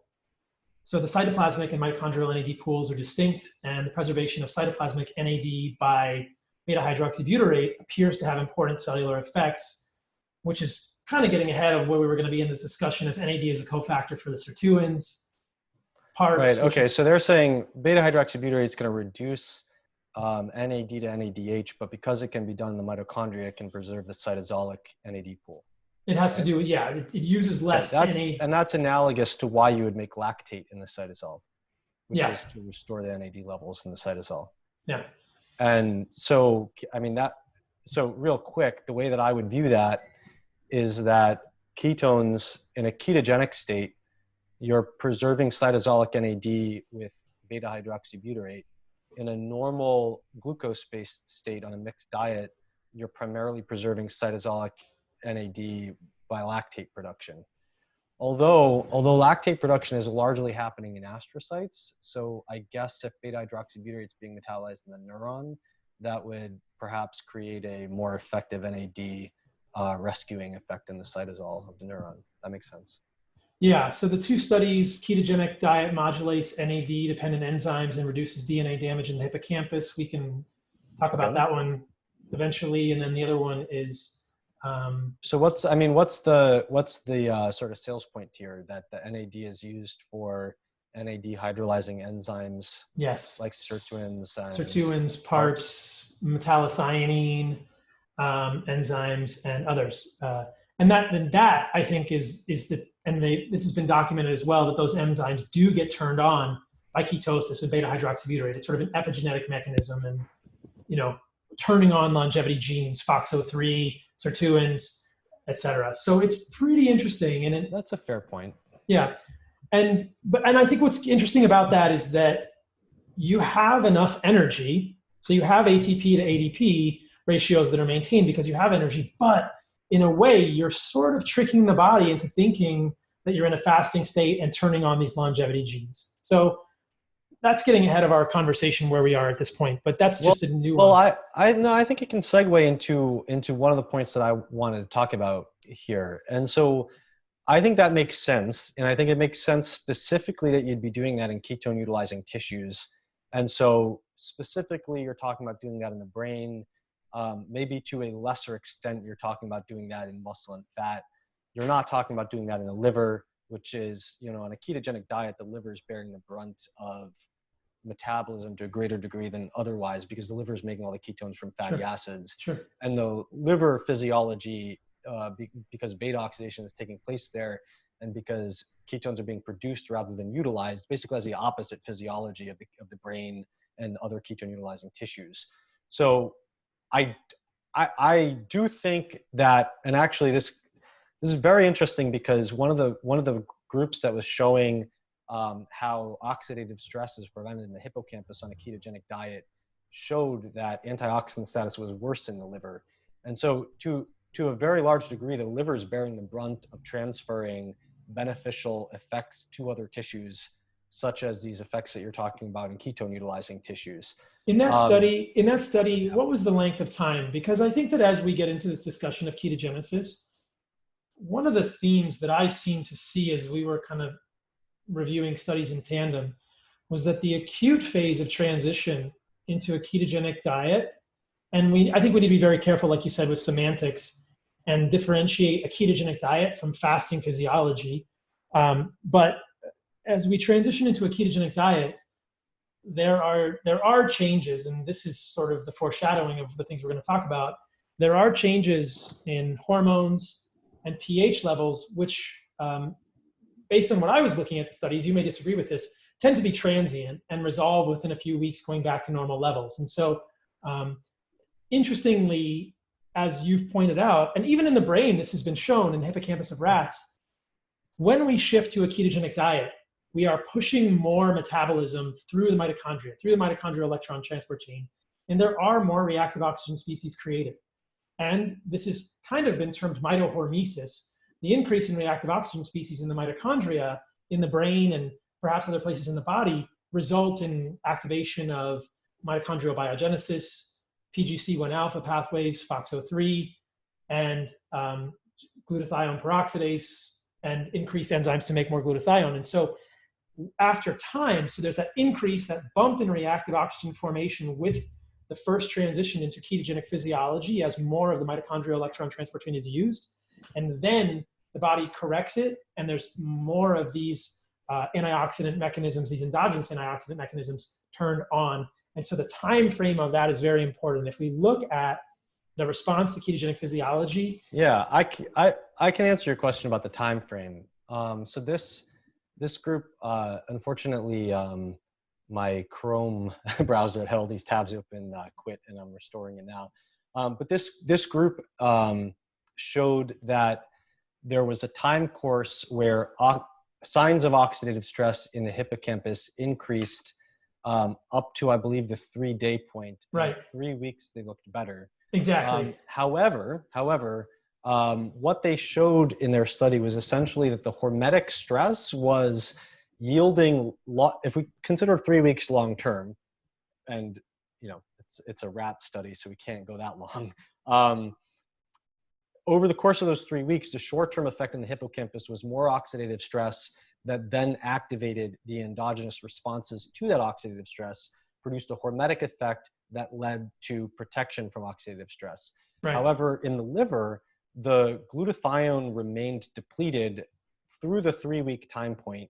It wasn't statistically significantly different at 3 weeks versus 2 weeks, but it looked to me like it was even lower.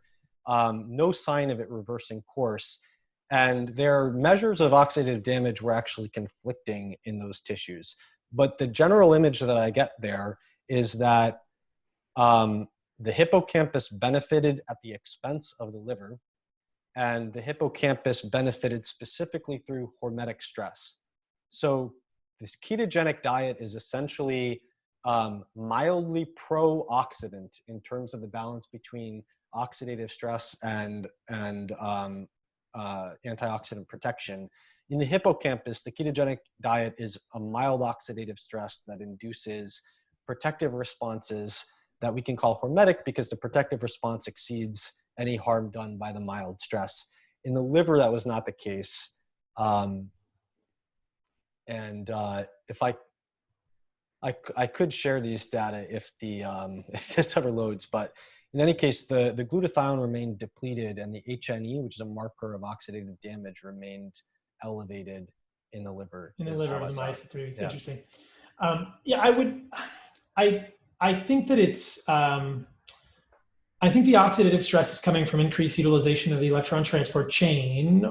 And I think that the long-term effects are that it no longer is an oxidative stress because of the way that the reactive oxygen species are managed long-term. And so in the short term, I think there's an increase, but long-term, there's no increase in reactive oxygen species, and there's actually usually a decrease in reactive oxygen species, at least in the brain. I would love to see people check this in the liver in humans.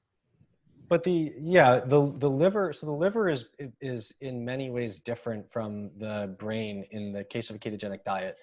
So one of the benefits of ketones that is cited by Veach is that ketones increase the amount of NADH in the mitochondrion versus the amount of FADH2. And so the way that works in the electron transport chain favors less generation of reactive oxygen species.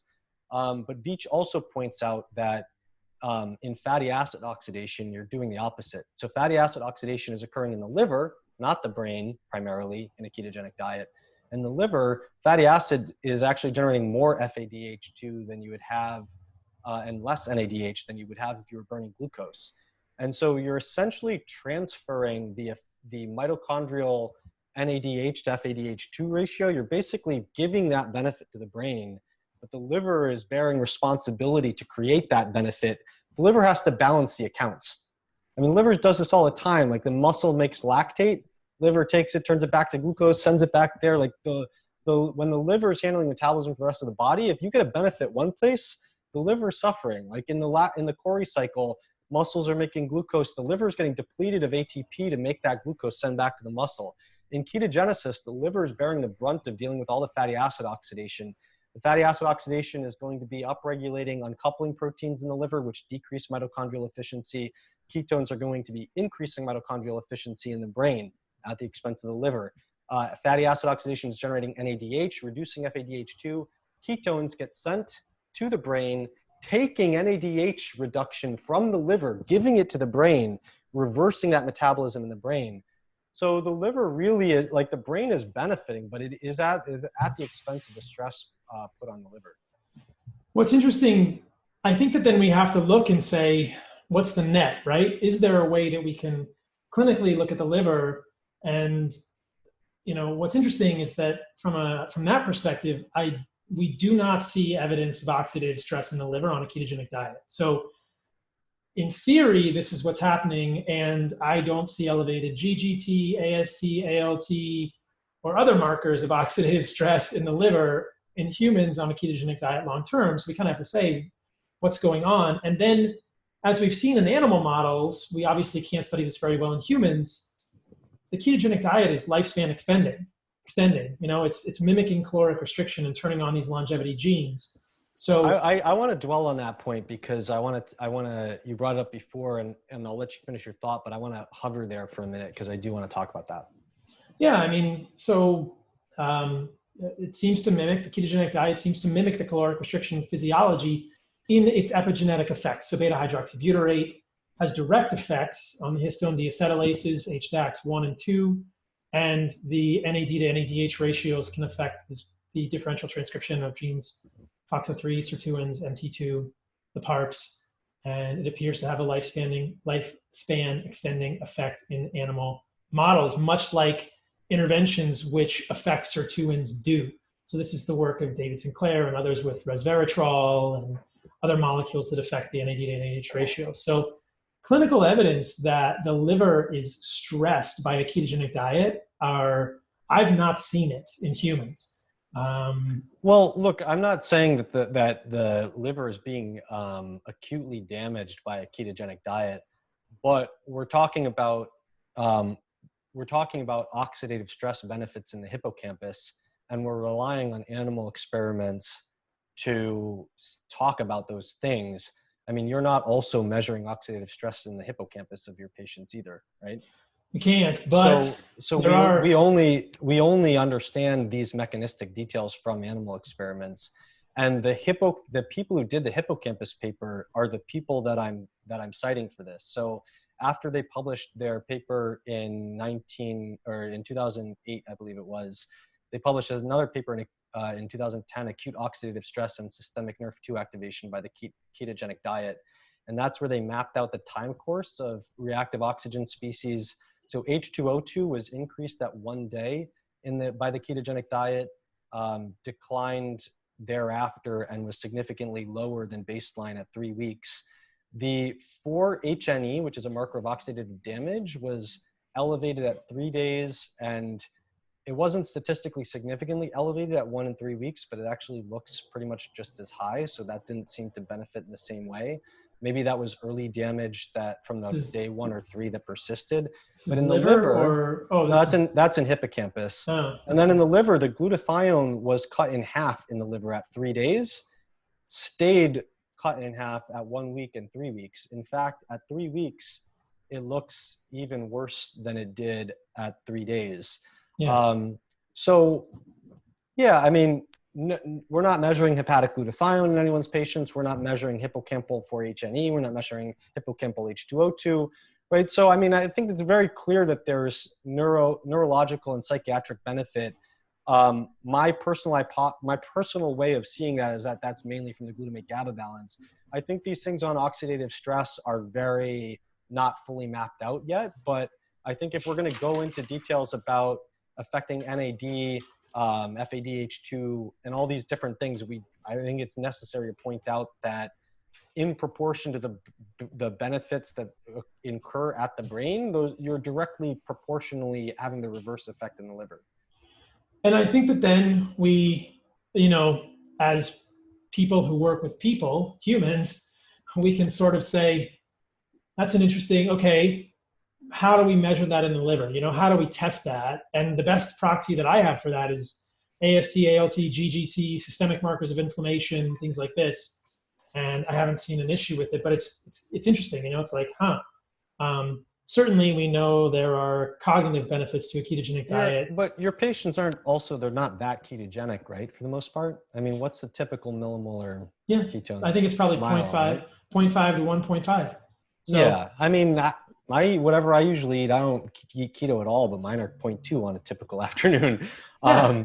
But I want to hover on the concept of longevity effects here. So I'll say at the outset that I'm generally, no matter what, whether it's fasting, keto, resveratrol, or whatever, I'm not too big on looking at net lifespan in animals on the basis that certainly in worms, I just think their physiology is so much different from ours. But even in like mice, uh, I don't think that looking at, if you put a mouse in a very protected environment and let it live off its natural life, protected from germs, protected from nutrient deficiencies, protected from trauma, I don't think that has much of a parallel to, the typical American dying of, getting sarcopenia, osteoporosis, hip fractures, cardiovascular disease, and stroke. Um, I do think that the average rat like winds up getting testicular cancer or something like that. So, I mean, I think that it just makes much more sense to look at disease specific models rather than net longevity. But I want to take this back to a more conceptual level. So we agree that ketones are partial replication of the fasting state physiology. And it's one that allows us to continue the fasting state physiology that, that for a much longer period of time than fasting. And I think I'll agree with you on the point that you made about the NAT plus conservation in cytosolic ketone utilizing tissues. And I agree that's going to be beneficial from the perspective of PARPs and sirtuins, which are involved in DNA repair and telomere lengthening and other factors related to longevity. However, the fasting state physiology, in my view, is something that you want to cycle in and out of. It's not something that you want to remain in perpetually all the time. And the reason is that there are many aspects of health protective factors that are primarily happening in fed state physiology. And we alternate between different ones. So for example, autophagy is generally associated with fasting state physiology. But antioxidant protection and repair processes, glycation protection, are generally energy intensive processes that are more regulated by the fed state. And so as an example, and there's multiple pathways regulating this. One of them is that citrate increases in the cytosol in the fed state, particularly in a robust carbohydrate fed state, and increases acetylation in the nucleus, which turns on genes related to antioxidant defense. But also insulin has direct effects in glutathione synthesis, and has direct effects in regulating enzymes involved in particularly glycation defense, but through glutathione synthesis, it's also extremely important to antioxidant protection.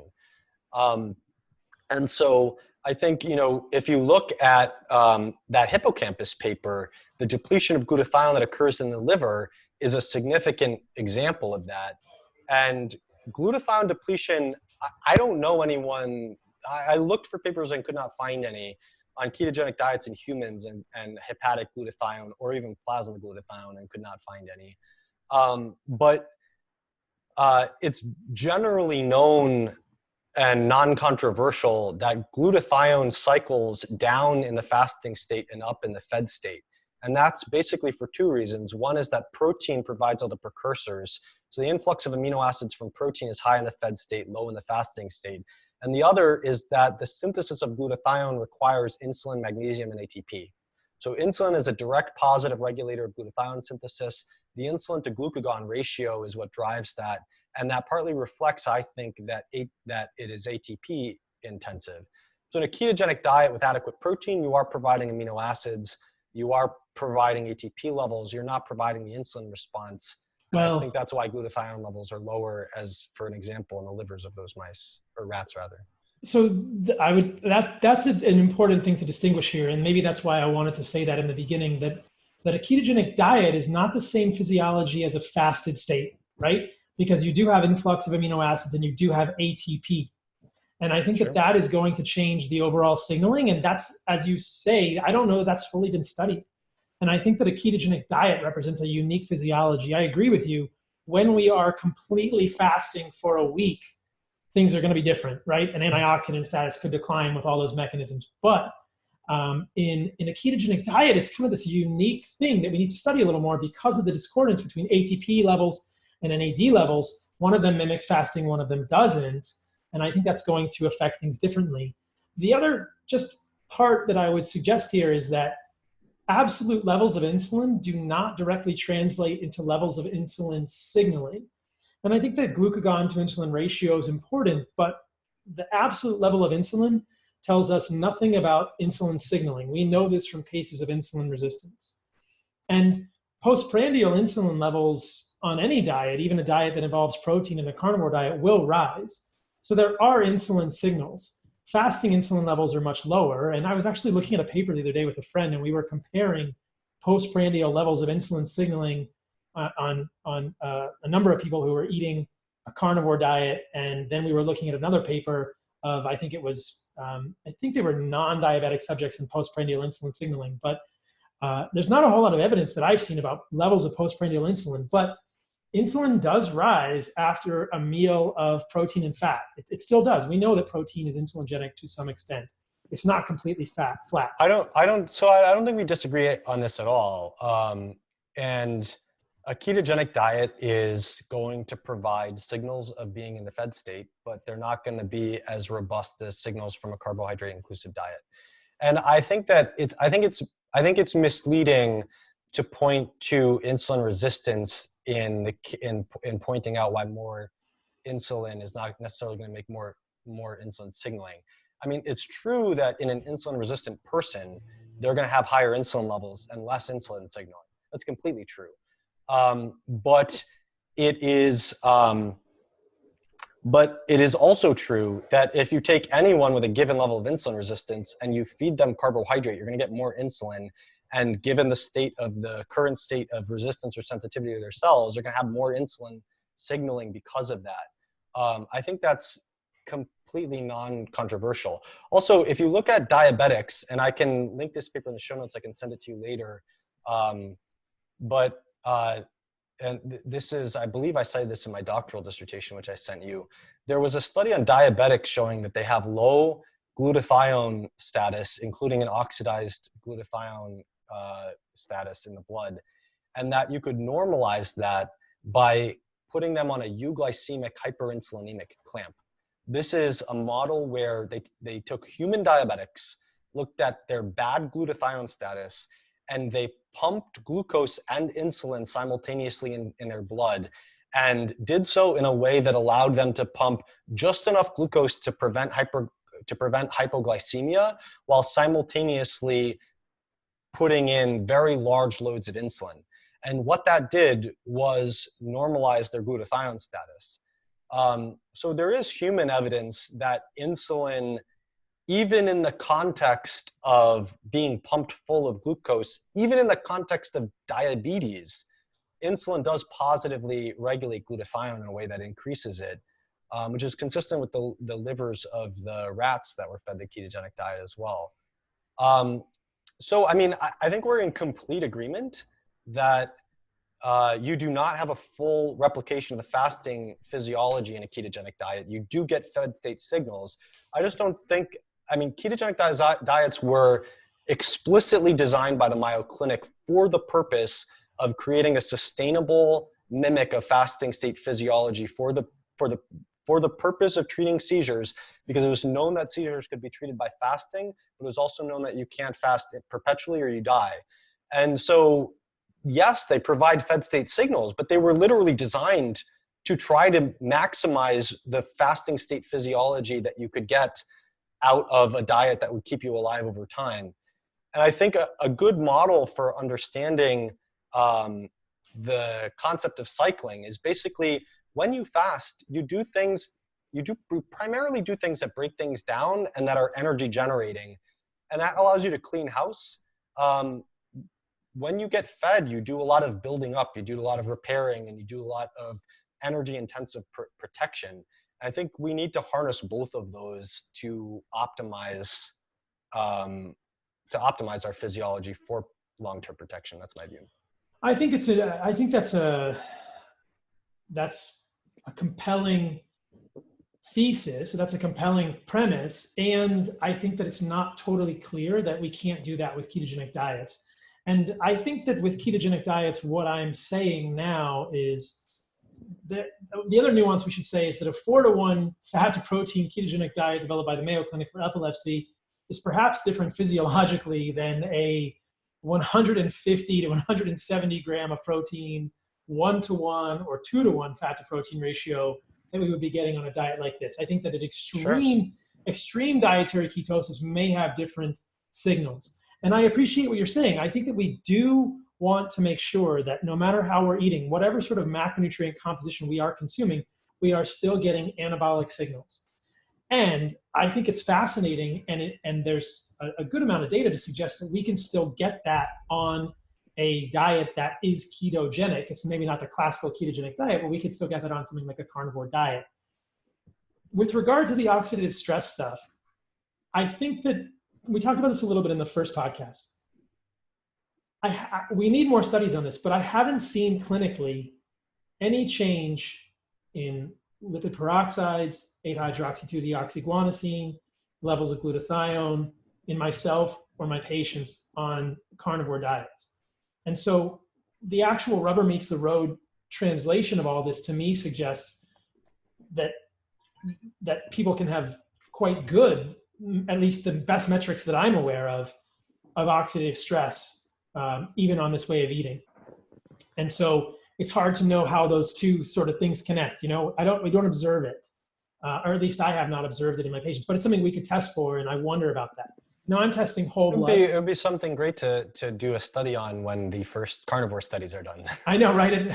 I've got a feeling that will not be in the first carnivore study, but maybe the third. Or that's okay. A little, maybe I'm pretty sure in the first carnivore study. I'll lobby for it. We'll just be looking at like blood pressure and A1C or something basic, making sure it doesn't kill people when they're in the hospital. Okay, study number 2 on the carnivore diet. Study number 2. Look at oxidative stress. Oxidative stress, hepatic glutathione, serum levels of glutathione. And in a study like we talked about before, in a research study, you'd be able to get the best measures because you'd be able to look at the redox status of the glutathione, how oxidized it was in the blood. Yeah, oxidized to reduce glutathione, F2 isoprostanes, whatever we think is going to be valuable. So we're sorry, I didn't mean to cut you off. Well, maybe we could circle. I know we've gone almost 2 hours already. I think as an illustration of some of these concepts about ketogenic diets, perhaps we should talk a little bit about the hormones. Sure. Yeah, I think that the studies from Volek and Zajac that we talked about previously that did not show significantly different changes in sex hormones might argue that there's still plenty of anabolic signaling going on. I think that if ketogenic physiology, if a ketogenic diet, now of course these people are doing slightly different ketogenic diets, not using a carnivore diet, it doesn't seem to mimic fasting physiology in terms of hormones either. From what I've observed in people who are doing long fasts, the testosterone just plummets. All of the things associated with anabolic signals plummet. You can see IGF-1 plummet. And we don't see this in many of the ketogenic studies that we reviewed. In a number of those studies, IGF-1 didn't change, testosterone didn't change, other sex hormones didn't change. Leptin seems to be sometimes goes down, sometimes is the same, depending on the study you look at. But I see that as an argument that, hey, look, there's still anabolic signals. And I think that's the question is, or at least the hypothesis, that eating a ketogenic diet doesn't mimic fasting completely. I agree with you completely with regard to fasting. When you fast, there's all these low energy signals. But I'm fascinated by this discordance of the ketogenic diet between the ATP energy signal and NAD.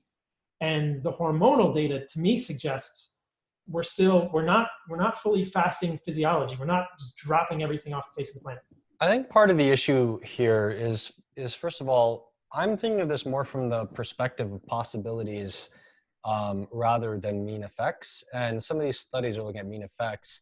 And another part of it is that there's so many different permutations of how ketogenic a ketogenic diet is and how low in carbohydrate is a low carbohydrate diet. And so I think that I've talked to, for example, I talked to a type 1 diabetic who was managing his type 1 diabetes by eating a 0 carb diet. His testosterone, sex hormones just completely tanked. When I look at that, I'm like, well, that's pretty predictable. Insulin has positive regulation of thyroid hormone, has positive regulation of sex hormones. If there are other people whose sex hormones are fine, well, it didn't happen to them. That's fine. And I think you're pretty well getting at the key point, which is to what degree are you mimicking the fasting state physiology? So if you're taking a mild version of something that was designed to very largely mimic fasting state physiology, and you do a mild version that maybe 20% approximates fasting state physiology, you're probably at that point rescuing yourself from the fasting physiology effects of that. The negative fasting physiology effects, well, I guess in some well, all fasting physiology is 100% negative if carried out indefinitely. Yeah. I mean, no one fasts forever and doesn't die, right? Yeah. So, I mean, fasting state physiology is intrinsically lethal to carry out in perpetuity. And so the question is, to what degree are you mimicking that? Well, I think if you're keeping thyroid hormones and sex hormones normal, then whether it's because of the saturated fat or the protein or other animal-based nutrients or the calories or however you're doing it, there's something that you're doing that is providing enough anabolic signal to maintain fed state physiology. And my perspective isn't really to come here and to say, don't do keto because it will tank your testosterone and it will throw your cortisol through the roof. But I would come and say, look, I've had people call me up who say, I eat 60 grams of carbs a day. I do CrossFit. I wake up in the middle of the night at 4 a.m. every day. My heart's pounding through the roof. I feel hypoglycemic. My instinct is to say, maybe with your lifestyle, you need to eat more carbs. And maybe you would have a different approach to that. But I do think that in fasting state physiology, in glycogen depletion, you do hit a point, and this is natural textbook physiology, you do hit a point where you'll raise cortisol, you do hit a point where you'll raise adrenaline at some point. And so on a case-by-case basis, there should be an awareness that it's a potential product of excessive fasting state physiology to spike cortisol, to spike adrenaline, to tank testosterone, to tank thyroid hormone. And maybe if you do carnivore mild keto perfectly in a very well-planned diet, maybe no one gets that effect. But we don't really know how much. When we take a random sample of people who weren't specifically following that and we put them on that diet, then we'll know, in what percentage does this happen. But a lot of the studies that we're looking at are looking at means. And it's like, if you take the mild version of the diet, you put some people on it, maybe the average cortisol isn't significantly different. That doesn't rule out that there are some people, because of their constitution, their lifestyle, the rest of their diet, where if you activate too much fasting state physiology, you will get negative effects. And I think that is perhaps the tipping point. When I see people and they're calorie restricting on a ketogenic diet, you can see the hormones change. But you can also see that change on a non-ketogenic diet if you're calorie restricting. And I think that my hypothesis is that is a function of calorie restriction more than it is a function of a ketogenic diet. And that if you mimic fasting physiology with caloric restriction, you will get the effects of fasting physiology. You will get changes in the sex hormones. And if you see that, then you've crossed over the edge. And it's temporary. It's okay. If you want to fast, it'll come back. But if people are seeing that on a ketogenic diet, I do not think that is a feature that is intrinsic to a ketogenic diet, because there are many studies which show that after the period of keto adaptation, 3 to 6 weeks, that most of the hormones look the same. And you mentioned cortisol and adrenaline, and the studies with that would suggest the same thing. If you look at people who are keto adapted, and we probably don't want to get in the weeds with all the studies that we were talking about before this podcast, but the way that I saw those studies, that once people were keto adapted, but there was no clear data that cortisol, either at rest or with exercise, was higher or lower on a ketogenic diet. In the short term, yes, as you deplete liver glycogen, which is the signal for ketosis, there's going to be hormonal changes. But as we keto adapt, as we carnivore adapt, maybe is what I should call it from now on, we're going to carnivore adapt, it looks like those things normalize. Whether we're looking at pH. You're talking about glycogen? Or Well, all of it? no, I'm not talking about glycogen. I'm talking about, well, right now I'm talking about hormones Okay. and indicators. So I'm talking about, you like how I said that, hormones. It was like I said it in French. Um, so I'm talking about sex hormones, testosterone, cortisol, those type of things, pH. It seems to normalize once we become carnivore, keto adapted. In the short term, yeah, there are changes. But when people, I think people get misled by this concept that cortisol goes up on a ketogenic diet, because it doesn't long term in many of the studies that I've seen. In fact, the majority of the studies we looked at, it did not seem to be statistically significantly elevated on a low carbohydrate diet long term. In the short term, yes, in the first few days. And it's because of the depletion of the liver glycogen, there are changes, and then the body adapts. And the same thing with pH. We talked about that a little bit as preparing for this podcast. The pH goes down a little bit in the beginning, but then the body buffers and it looks to be about the same. It looks to be the same long term. So in terms of studies that have looked at people who are keto adapted, I didn't see any that showed that there were real differences in hormones. And again, I think that you bring up the good nuance here, which is they're looking at means. And if you mimic fasting physiology, you will get changes in these things. And the way to mimic fasting physiology is to calorie restrict. And if you are getting adequate calories, I am not convinced that a ketogenic diet or a ketogenic physiology, perhaps I'm referring to low-level ketogenic physiology on a carnivore diet, is intrinsically going to create hormonal abnormalities. So I didn't comprehensively review the literature, and but I looked at a few studies, and we shared a few studies. We can post all the studies that we shared in the show notes, and people can take a look at these. My impression was not so much that there was a time adaptation on cortisol. I thought it was more context dependent.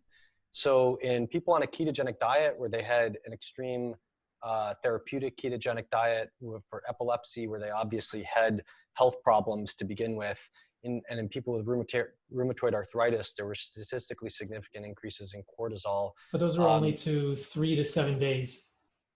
Well, right, but I don't see the time course effect. In the Volek 2002 paper, the cortisol was like twice as high at baseline in one group than the other, and I just thought the cortisol data were too variable to be useful.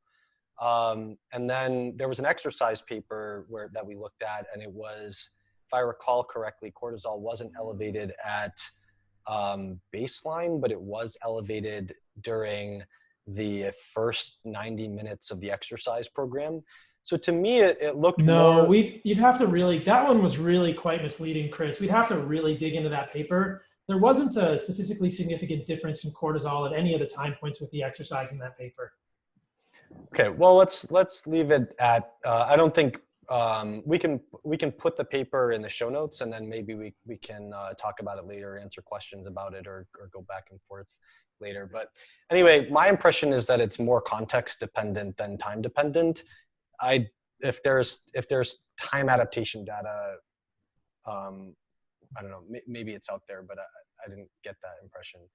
The time adaptation, I'll just add that what I saw was that in some of the studies you sent that were short-term studies, right, 3 to 7 days, there were some increases in cortisol, but many of those in the kids with ketogenic diets, the increase in cortisol was still within the normal range, and it wasn't. Oh, I agree with that. Yeah, it was a bump, but it was still within the normal range. And again, this was only, at 7 days. And then if you look at the studies by Volek, this is part of a group that's in a lot of studies on ketogenic diets. They often do them in the setting of people being keto adapted and give them 2 to 3 to 4 to 5, 6 weeks. And those studies did not consistently show any difference. So your interpretation may be equally valid as mine, but the other hypothesis is that there's part of a keto adaptation effect here. I think there might be a keto adaptation period, but I mean, there's most of the times when people are claiming keto adaptation, there's not very rigorously designed studies to test the idea. One point I do want to make about glycogen. So many people look at Volek's FASTER study as showing that when people are on ketogenic diets for 7-8 months in athletes, that glycogen metabolism is not any different and glycogen content's not any different in their muscles. But Finney published a paper in 1983 showing that muscle glycogen was cut in half on a ketogenic diet. And Finney's study was shorter. It was a few weeks long. But Volek's keto dieters were also eating 4 times as much carbohydrate as Finney's were. So I think a lot of this comes down to, I mean, if you just think about the physiology, it makes more sense to me that that it's going to be context dependent rather than, and yeah, there will be adaptations, of course, but context has to be a powerful modulator. Cortisol is, cortisol is part of a stress response, and so the other stressors are going to be part of the calculation of how the body is going to respond. Like hypoglycemia or not being fed well enough is a stress. Hypocaloric diets are a stress. So are many disease states. So are psychosocial stress. So I think my suspicion is that if we were able, and we're getting to suspicion, but my suspicion is that if we were able to test out all the variables in a very rigorous way, we would eventually create a picture where, yeah, there are adaptation periods, but there's also big contextual modifiers where if someone has a cumulative stress threshold from different, there's a lot of people out there who are dieting, who are doing keto at the same time, who are doing CrossFit, who have a lot of psychosocial emotional stress. I think some people are just way overloaded on the stress, fasting state physiology, underfed side of things, and just way out of balance with the degree of rest and recovery that they have. And so the way that I think about it is, look, carbohydrates provide a more robust fed state signal than other macronutrients do. All macronutrients provide a fed state signal. So your body's going to be looking at stress signals of how much energy do I need, and then fed state signals of how much energy do I have. And the relative balance of being understressed or overstressed, in my view, is going to be nourished by an amount of carbohydrate that provides a more robust fed state signal, but doesn't induce hyperglycemic stress, which I think we would probably agree is itself a stressor. And there's evidence for that as well. There's evidence in carbohydrate-based diet overfeeding that creates inflammation and evidence of oxidative stress. So we don't want to be overfed in a carbohydrate state either. I think that my counterpoint to you is that carbohydrates are, as you said, are not the only fed state signal. And I do not think the data clearly points to the notion that we need carbohydrates to get an adequate fed state signal. I like that we're talking about the fed state signal. I think the fed state signal is important. And the fed state signal is easily measured. It's your testosterone, it's your cortisol, it's your estrogen, it's your insulin to glucagon ratio, ATP, well, I mean, NADH. I don't know about insulin to glucagon ratio necessarily. Maybe, I mean, it's going to be close to 1. That's the single most classical textbook index of the fed state versus fasting state is the insulin to glucagon ratio. A postprandial insulin glucagon ratio or a fasting insulin glucagon ratio? Postprandial. Yeah. I mean, postprandial is the fed state. Fasting is the fasting state. Yeah. But I think you can see those things. Sorry, go ahead. I think you can see those things change when people limit calories too much on these type of diets. I do not think carbohydrates are a unique fed state signal. I don't think we need them to be in the fed state. I agree. So I didn't mean to cut you off. Yeah, and I mean, maybe we should talk. I wanted to comment a little bit about the FASTER study as well, but I didn't know. Let me just state that I think we're in a complete agreement that carbohydrates are not a unique fed state signal. My position is simply that they're a more robust fed state signal. And I think it's anecdotally, I think you make a compelling case that you can have adequate fed state physiology on a carnivore, mildly keto diet. I think we just need to, I think it's worthy of study where that threshold is and what are the contextual things that modify that. And it's worth keeping in mind that when we come across someone who maybe doesn't do that well on carbohydrate restriction, that less robust fed state signal might be why. Not to say that there aren't other contextual things to look at, like are you getting enough calories? But I just think carbohydrates are one of the things to look at in that calculation. Absolutely. But so you wanted to talk about the FASTER study. I do want to talk about, you also want to talk about last time, so I want to make sure we do talk about the acidosis issue, and then let's wrap up with final thoughts. This is going to be a long one, Chris.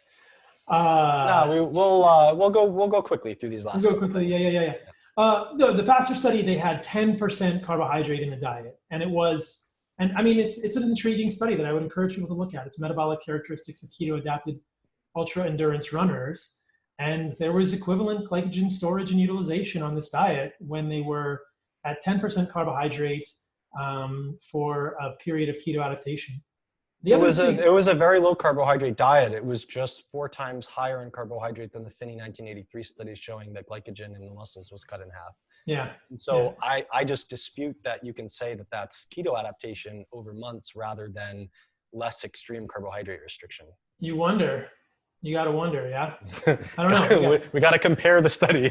We got to look at my muscle glycogen. There are a couple of quite interesting studies looking at performance in ketogenic diets.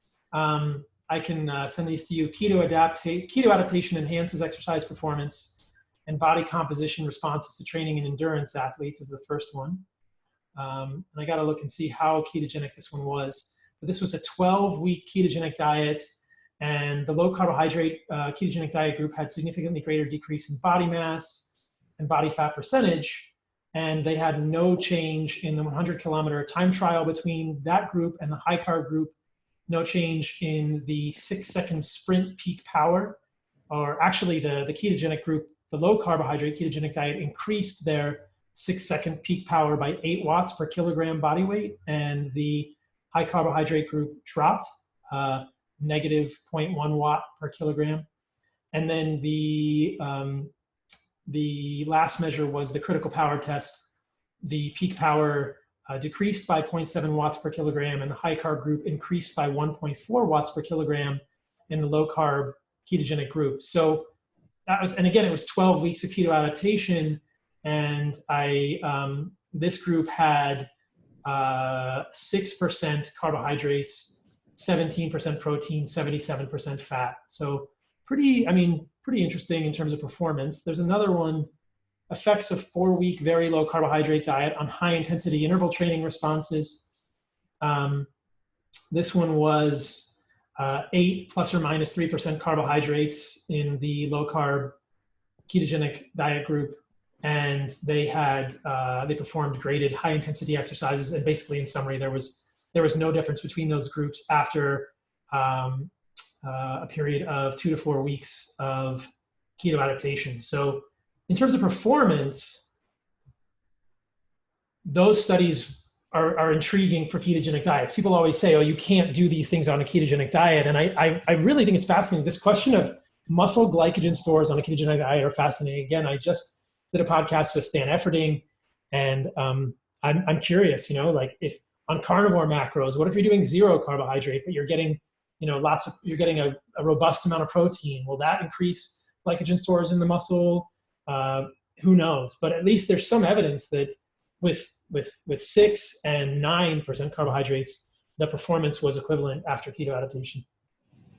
Yeah, I think protein is super important here. I mean, so you recommend what is a higher than average amount of protein in your diet, and I don't want to go into all the details of the studies because I did, and we can post this in the show note. I did a review of the evidence in a master class of Masterjohn energy metabolism episode that took me like over an hour to go through the details of the studies. So I think that I just don't want to go into that level of detail on the topic. I think we're in agreement that you can get good sports performance on a ketogenic diet. I don't think that's very questionable. I think in principle, you must have saturated muscular glycogen stores to be able to go at peak intensity for the longest. And you raise an important question here. And I made this point too before, that the degree of carbohydrate restriction and the amount of protein in the diet are going to be key in determining how much muscle glycogen is repleted. So I think if we really want to answer this, we have to ferret out the methods in measuring whether you're getting to the highest intensity. And people have used different methods around that. You have to ferret out this idea around keto adaptation. I mean, you and I still can't come to agreement precisely because there's not enough data on it, whether Finney 1983 and Volek's FASTER study are different in muscle glycogen because of time of adaptation versus amount of carbohydrate in the diet. So I think that the evidence indicates that you can get good sports performance on a ketogenic diet. I think the physiology indicates that you cannot get maximum intensity unless your diet in some way is maximizing your muscle glycogen stores. It's just physiological fact that peak intensity will require that you use anaerobic glycolysis. It's hard to measure peak intensity in a study because you have to provide adequate incentive to outcompete the other person in order to get there. That's hard. But we also have to look at things like muscular glycogen content. What's the threshold of carbohydrate restriction / how does protein compensate when determining that? And I just think that the studies are right now kind of a mess. I think they vaguely support the idea that if you do the model right, peak intensity requires carbohydrate, but there's just too many unanswered questions, and none of them are, if you fall into the camp of like it takes a couple months to keto adapt, then no one has done those kinds of studies, unless you count Volek's observational study, the FASTER study. So I'm gonna leave my position at that. Yeah, and I mean it's not. I think that right now it's kind of just an academic question. I don't have a bias against carbohydrates per se. I just personally have found that I feel mentally much more clear when I exclude them, and I don't see a necessity for them in my diet. And a nose-to-tail carnivore diet doesn't have carbohydrates, so we have these types of academic, curious meanderings together. But I don't have a problem with carbohydrates. If people are kicking ass and loving their carbohydrates and using carbohydrates as a fed seed signal to increase their muscle glycogen, I think that's awesome. And I also want people to know that there appears to be some compelling evidence that we may not need them to achieve these levels of muscle glycogen and peak performance should we construct the diet well. But I appreciate so much that you're putting the contextual perspective on this, because I do think that if we don't get enough protein, it's likely we won't have enough muscle glycogen. And yeah, I agree with that on protein for sure. Speaking of academic curiosities, one of the things that you wanted to talk about in part one that we never got to and we're still saving for last now is the Inuit and why they have their genetic impairment in ketogenesis. Do we have time for this? I think if we do, I think we can do it in 5 or 10 minutes. I don't think we need to debate every detail, but I think we can lay out the basic positions. So I did this video back in 2017, I think, where I argued that the Inuit have a CPT1A defect, which specifically prevents fatty acids from entering the mitochondria in the liver, but not in other tissues, and thereby specifically prevents ketogenesis. I argued that was the reason why, and this, by the way, is a metabolic disorder. It causes, it can in some infants cause and children seizures in response to fasting. It is associated with infant mortality in terms of homozygosity, and it does, when homozygous, it does dramatically increase the risk of hypoketotic hypoglycemia during fasting, which is where you don't produce ketones or enough blood sugar, and so the brain starves, which can lead to hypoglycemic symptoms, and including seizures, coma, and death. And so the presence of this allele that blocks hepatic beta oxidation, therefore ketone production, basically achieved nearly universal prevalence in the Arctic. And my rationale for this was that ketogenesis provides acid stress that, when there are enough other stressors, can lead to clinical acidosis. And so a few things to go along with that. There are case reports of people developing, and I know you have some criticisms of these, there are case reports of people developing ketoacidosis from fasting during lactation, a couple people on low carbohydrate diets, and of course there's a well-known alcoholic ketoacidosis. In the case of the Arctic environment appears to have created what we would expect to be other problems in dealing with acid-base balance in the Inuit. In particular, most humans will spare their nervous system at the expense of their bones by leaching calcium out of their bones to provide calcium to the brain. The Inuit appear to have adaptations that lower parathyroid hormone to prevent bone resorption and have much better bones and teeth as a result of this, but are much more vulnerable to hypocalcemic tetany. And one argument for why this occurred was that the Arctic environment is so physically demanding and harsh that the Inuit would benefit by sparing their bones even at the expense of hypocalcemic tetany. It happens to be the case that one of the key responses to acidosis is to take bicarbonate out of the bones. That's part of the acidosis, part of compensation for acidosis. Part of it is to pee out the acids. Part of it is to breathe out carbon dioxide. Part of it is to take bicarbonate out of the bone to buffer the acids. It's also the case that cold environments are themselves compromising to acid-base balance. Cold environments decrease gas exchange across the lungs. And in hypothermia, this becomes a cause of acidosis because you can't exhale carbon dioxide as effectively. Cold environments also slow the excretion of acid by the kidneys. In hypothermia, this becomes extreme enough that the pH of the blood can drop as low as 6. And part of the cardiac arrest that can occur in hypothermia is from acidosis. There was a study, I think it was done in Norway, where they looked at a 10-year follow-up of people who were admitted to the hospital for primary hypothermia that caused cardiac arrest. And the 10-year survival, one of the main predictors was the pH of the blood at the time of admission to the hospital. If the hypothermia had led to a pH of 6.0, they were likely to have died within the 10-year follow-up. And the mean pH of the blood at time of admission in the people who were survived after 10 years was 6.6. So hypothermia itself is a major impairment in acid-base balance.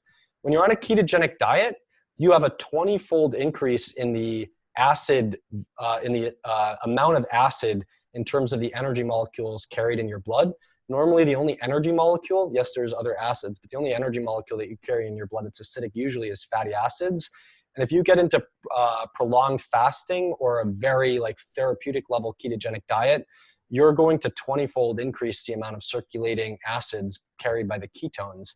And yes, I will definitely say that almost no one who self-selects a ketogenic diet develops ketoacidosis. No mistake about that. But in an environment where you have multiple stressors placed on you, including genetic adaptations to the cold or to the harsh environment that prevent bicarbonate buffering, and the fact that the cold environment slows the adaptations to acid-base balance and also increases the risk of hypothermia where you can cause acidosis in and of itself, then I think that being in a perpetual state of ketosis would create an additional liability, and that protecting the body from ever having 20-fold increases in metabolic circulating acids is going to limit that degree of risk imposed by the other aspects of the environment. So that's kind of the updated version of my hypothesis. I believe you favor Peter's hypothesis about warming, or you can take whatever position you want.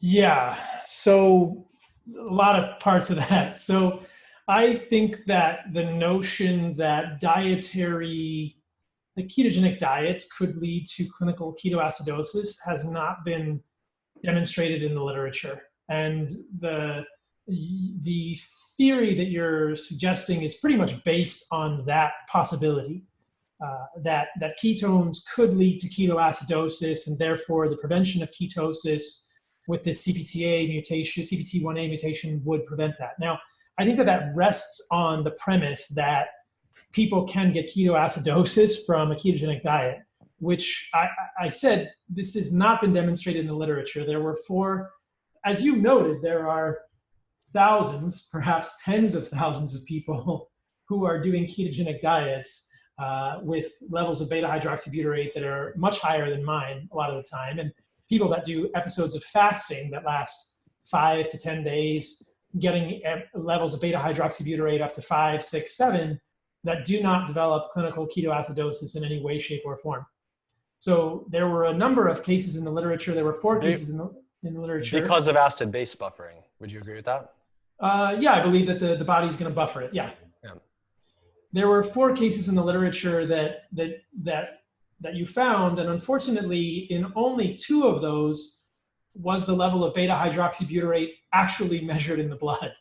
So my feeling is that, and in one of those cases, the level of beta hydroxybutyrate was only 3.7 millimolar. You and I went back and forth a little bit about potential situations in which you could have more acetoacetate relative to beta hydroxybutyrate.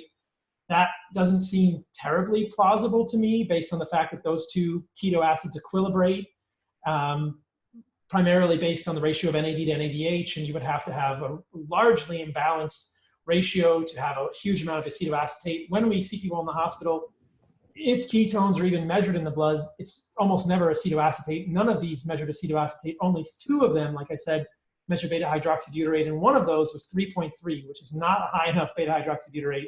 I gave you a paper that showed that the range of acetoacetate to beta hydroxybutyrate ratios in kids up to age 14, I don't have this data for older people. The mean is around 1, but the range goes up to 25. So it seems like I don't see any problem with the plausibility that her acetoacetate could have been, great. Like her acetoacetate could have been enough to bring that to 10 millimolar. Well, I think we'd have to look at that ketogenic physiology. Why would it be so imbalanced in kids? Why usually it equilibrates to like 1-to-1? Why would it, well, there's almost no studies that show the range of the ratios. Almost every study just tells the mean of the ratio. Yeah, it's very unusual. It would be very unusual to have a ketoacidosis with a beta hydroxybutyrate of 3.3 unless there's something completely. I had my assistant completely scavenge the literature looking for this, and we compiled all the papers on the ratios, and only one of them had the range of ratios.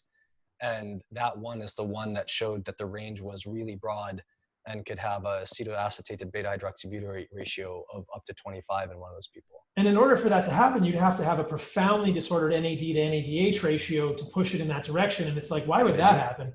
So I think it's very unusual, in my opinion. In the other paper where beta hydroxybutyrate was measured, that one we really can't even pay attention to because that person has chronic pancreatitis and an alcoholic and chronic alcoholism. So that one is not, in my opinion, a case. Well, the chronic alcoholism is the alcoholic ketoacidosis paper, isn't it? Yeah, there's a ketoacidosis paper. I was just collecting the papers at a non-diabetic ketoacidosis. Right. So alcoholic ketoacidosis is one of the models for that. Yeah, totally different situation. In that situation, her blood glucose had been as high as 500 in the past. So she had clearly had pancreatic dysfunction. In the other case reports that are in the literature, the beta hydroxybutyrate is not measured. And so we can't really say that this happens. I think there could be metabolic abnormalities in these people, but these are perhaps unique metabolic dysfunction that do not represent a large population of people. So unless, in addition to CPT1A polymorphisms, unless there's a large metabolic dysfunction or a large sort of predisposition to developing ketoacidosis on a ketogenic diet in the Inuit that goes along with CPT1A, or unless CPT1A also predisposes them to get ketoacidosis on a ketogenic diet, I have a real problem with the notion that a ketogenic diet is really going to put them at risk. Do you find it implausible that during the migration to the Arctic, there was some period where hypothermia was common? I mean, it's really cold up there and requires cultural adaptations and genetic adaptations to handle the cold. Yeah, I don't think that if you look at how low people have to get in terms of hypothermia to affect their acid-base status, it's incredibly low. It's in the level of like the body temperature. Wait. The body temperature has to get into the 80s Fahrenheit to affect acid-base status. And I definitely do not think that the Inuit are walking around right now with body temperatures in the 80s. Like, they're not clinically. Well, I don't think so either, but I wouldn't be surprised if a number of people at some point in the history fell into a lake or something like that. I mean, it's a freezing cold environment. And so it has to be the case that during a period of genetic adaptations and cultural adaptations that exist today, there has to have been, they have other signs of adaptation to the cold. So those have to be driven by a period of greater cold exposure than they have now because of whatever forced the selective sweeps to favor that.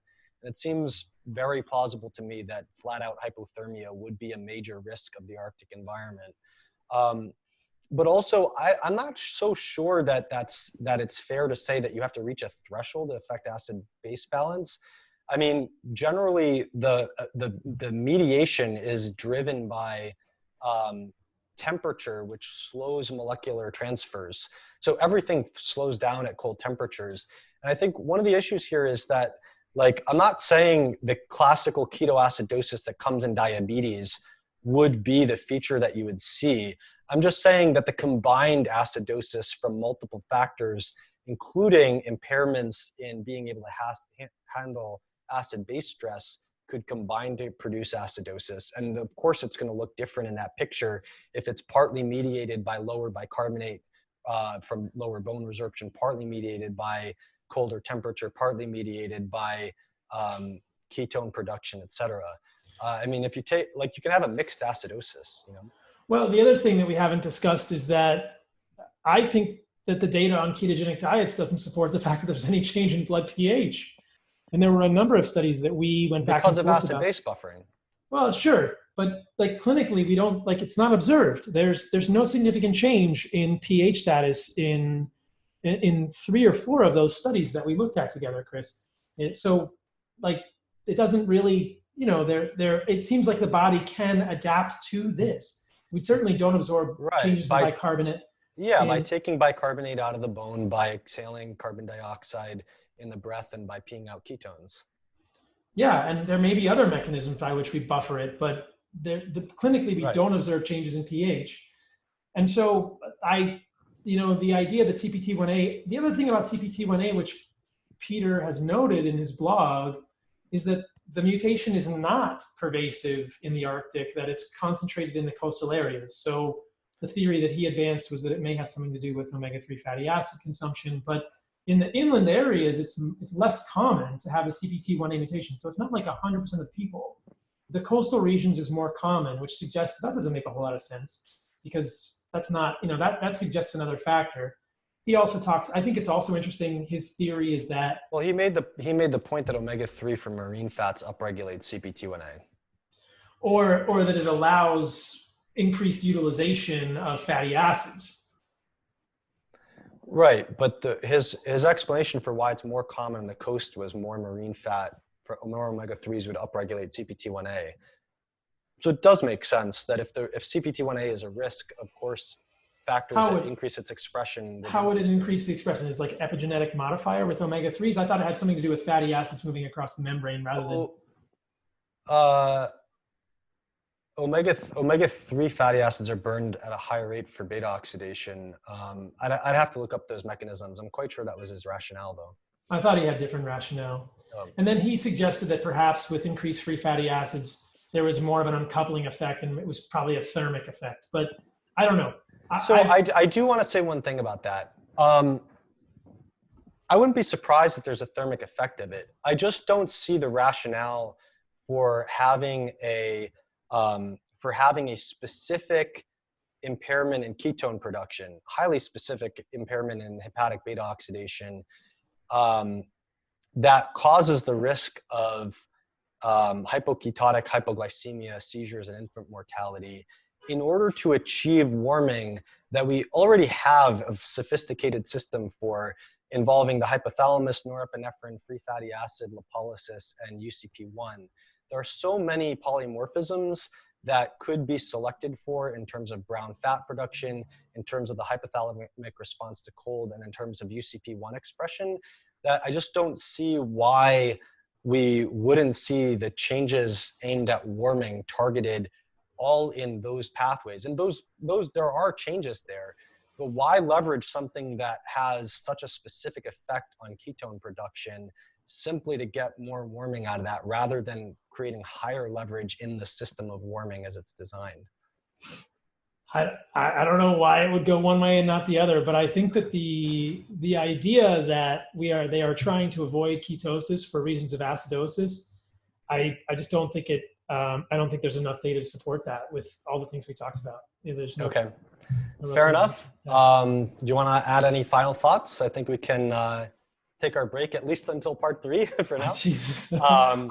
It's been a long time. It was great having you on. I think we're largely in agreement that keto and carnivore can be tools to be used. We're largely in agreement that we need more study. I think we fall in a little bit different places in terms of the probability that these things are going to offer, complete protection from all the possible negative effects that we talked about. But certainly context is super important, and you've done amazing work in lining out how to properly plan a mildly ketogenic carnivore diet. And if you're going to do mildly keto carnivore, certainly do it the way that Dr. Saladino has designed it. Oh, thanks. Yeah. So thanks for having me on. People can find more of my stuff at my website, which is carnivoremd.com. I mentioned my podcast a bunch. It's Fundamental Health with Paul Saladino, MD. Got a book coming out in February called The Carnivore Code. Interestingly, the subtitle is Unlocking the Secrets to Optimal Health by Returning to Our Ancestral Diet, because we didn't have amylase, is what I'm going to put back in that subtitle. It's going to be on the cover. No amylase. Awesome. And since we'll cross-post this, you can find me at chrismasterjohnphd.com and check out my vitamins and minerals course at chrismasterjohnphd.com/101. All right. Thanks, Chris. Take care, Paul. This is great. Thanks. All right, man, I got to. All right, you radical people. So thank you for listening to that one. That was a doozy. With the intro and the outro, this one's going to be close to 3 hours, which is like long form. But look, nuance doesn't sell in Hollywood. Nuance doesn't get clicks, but nuance is where the battle is fought. This is science. This is us trying our best to make sense of this. And I don't have all the answers. Chris doesn't have all the answers. And we are both just trying to help us advance the paradigm. In my opinion, a ketogenic diet is not harmful for humans in any way, shape, or form. It's part of something we've been doing evolutionarily throughout time. I still remain unconvinced that we need to cycle carbs in and out, and I have not really seen significant benefits from doing that.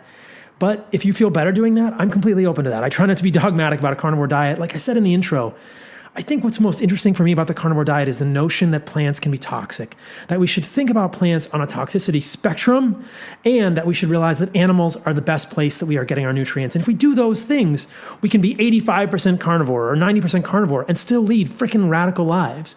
And that's amazing. I don't choose to include any plants in my diet because I've never met a plant since diving into this research that made the cut that I felt like provided unique nutrition for me as a human. But if you guys like to include plants, that's amazing. It's all about just helping us, our families, our children, and be healthy and correcting the untruths that are out there. So we are all trying to do that. We all make mistakes. We're all wrong. I'm sure that not everything I am saying is correct. And I appreciate people like Chris, helping me think about things in context and challenging me to learn as well. So we all keep learning, and we're all just going to keep enjoying this gift of life that we have. My book is getting really close to being finished. The editing is going really well.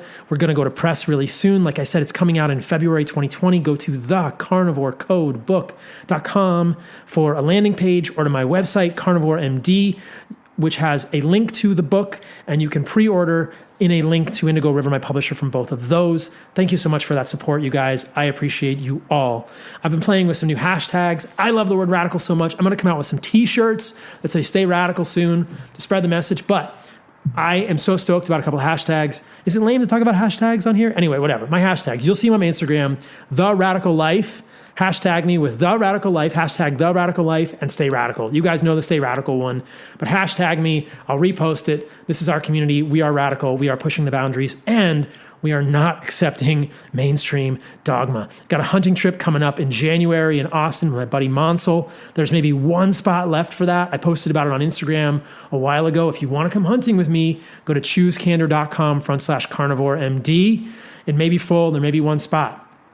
I'm going to be at White Oak in December for White Oak Cella, December 14th and 15th. If you want to come hang out with me in person, we're going to do some fun stuff. We're going to learn about how it is to be on a farm. I'm going to be filming some cool stuff. It'll be awesome. In January, I will also be at the Physicians for Ancestral Health Conference, PAH Conference in Scottsdale, Arizona with my good buddy Tommy Wood. We will record another podcast. He is one of the most brilliant people I have ever met. And you should come hang out with me at that conference as well. All right, upcoming podcast guests, so many good ones in the queue, you guys. We got Stan Efferding, we got Allie Miller, we're gonna have Chris Kresser on in January, we've got Bill Von Hippel talking about evolution, we got Anthony Gustin. We have so many good people, you guys. All right, let me know how I can make this better. Please leave me a review on iTunes if you appreciate this podcast. It's how we get bigger and stay radical. I love you all. I'll talk to you next week.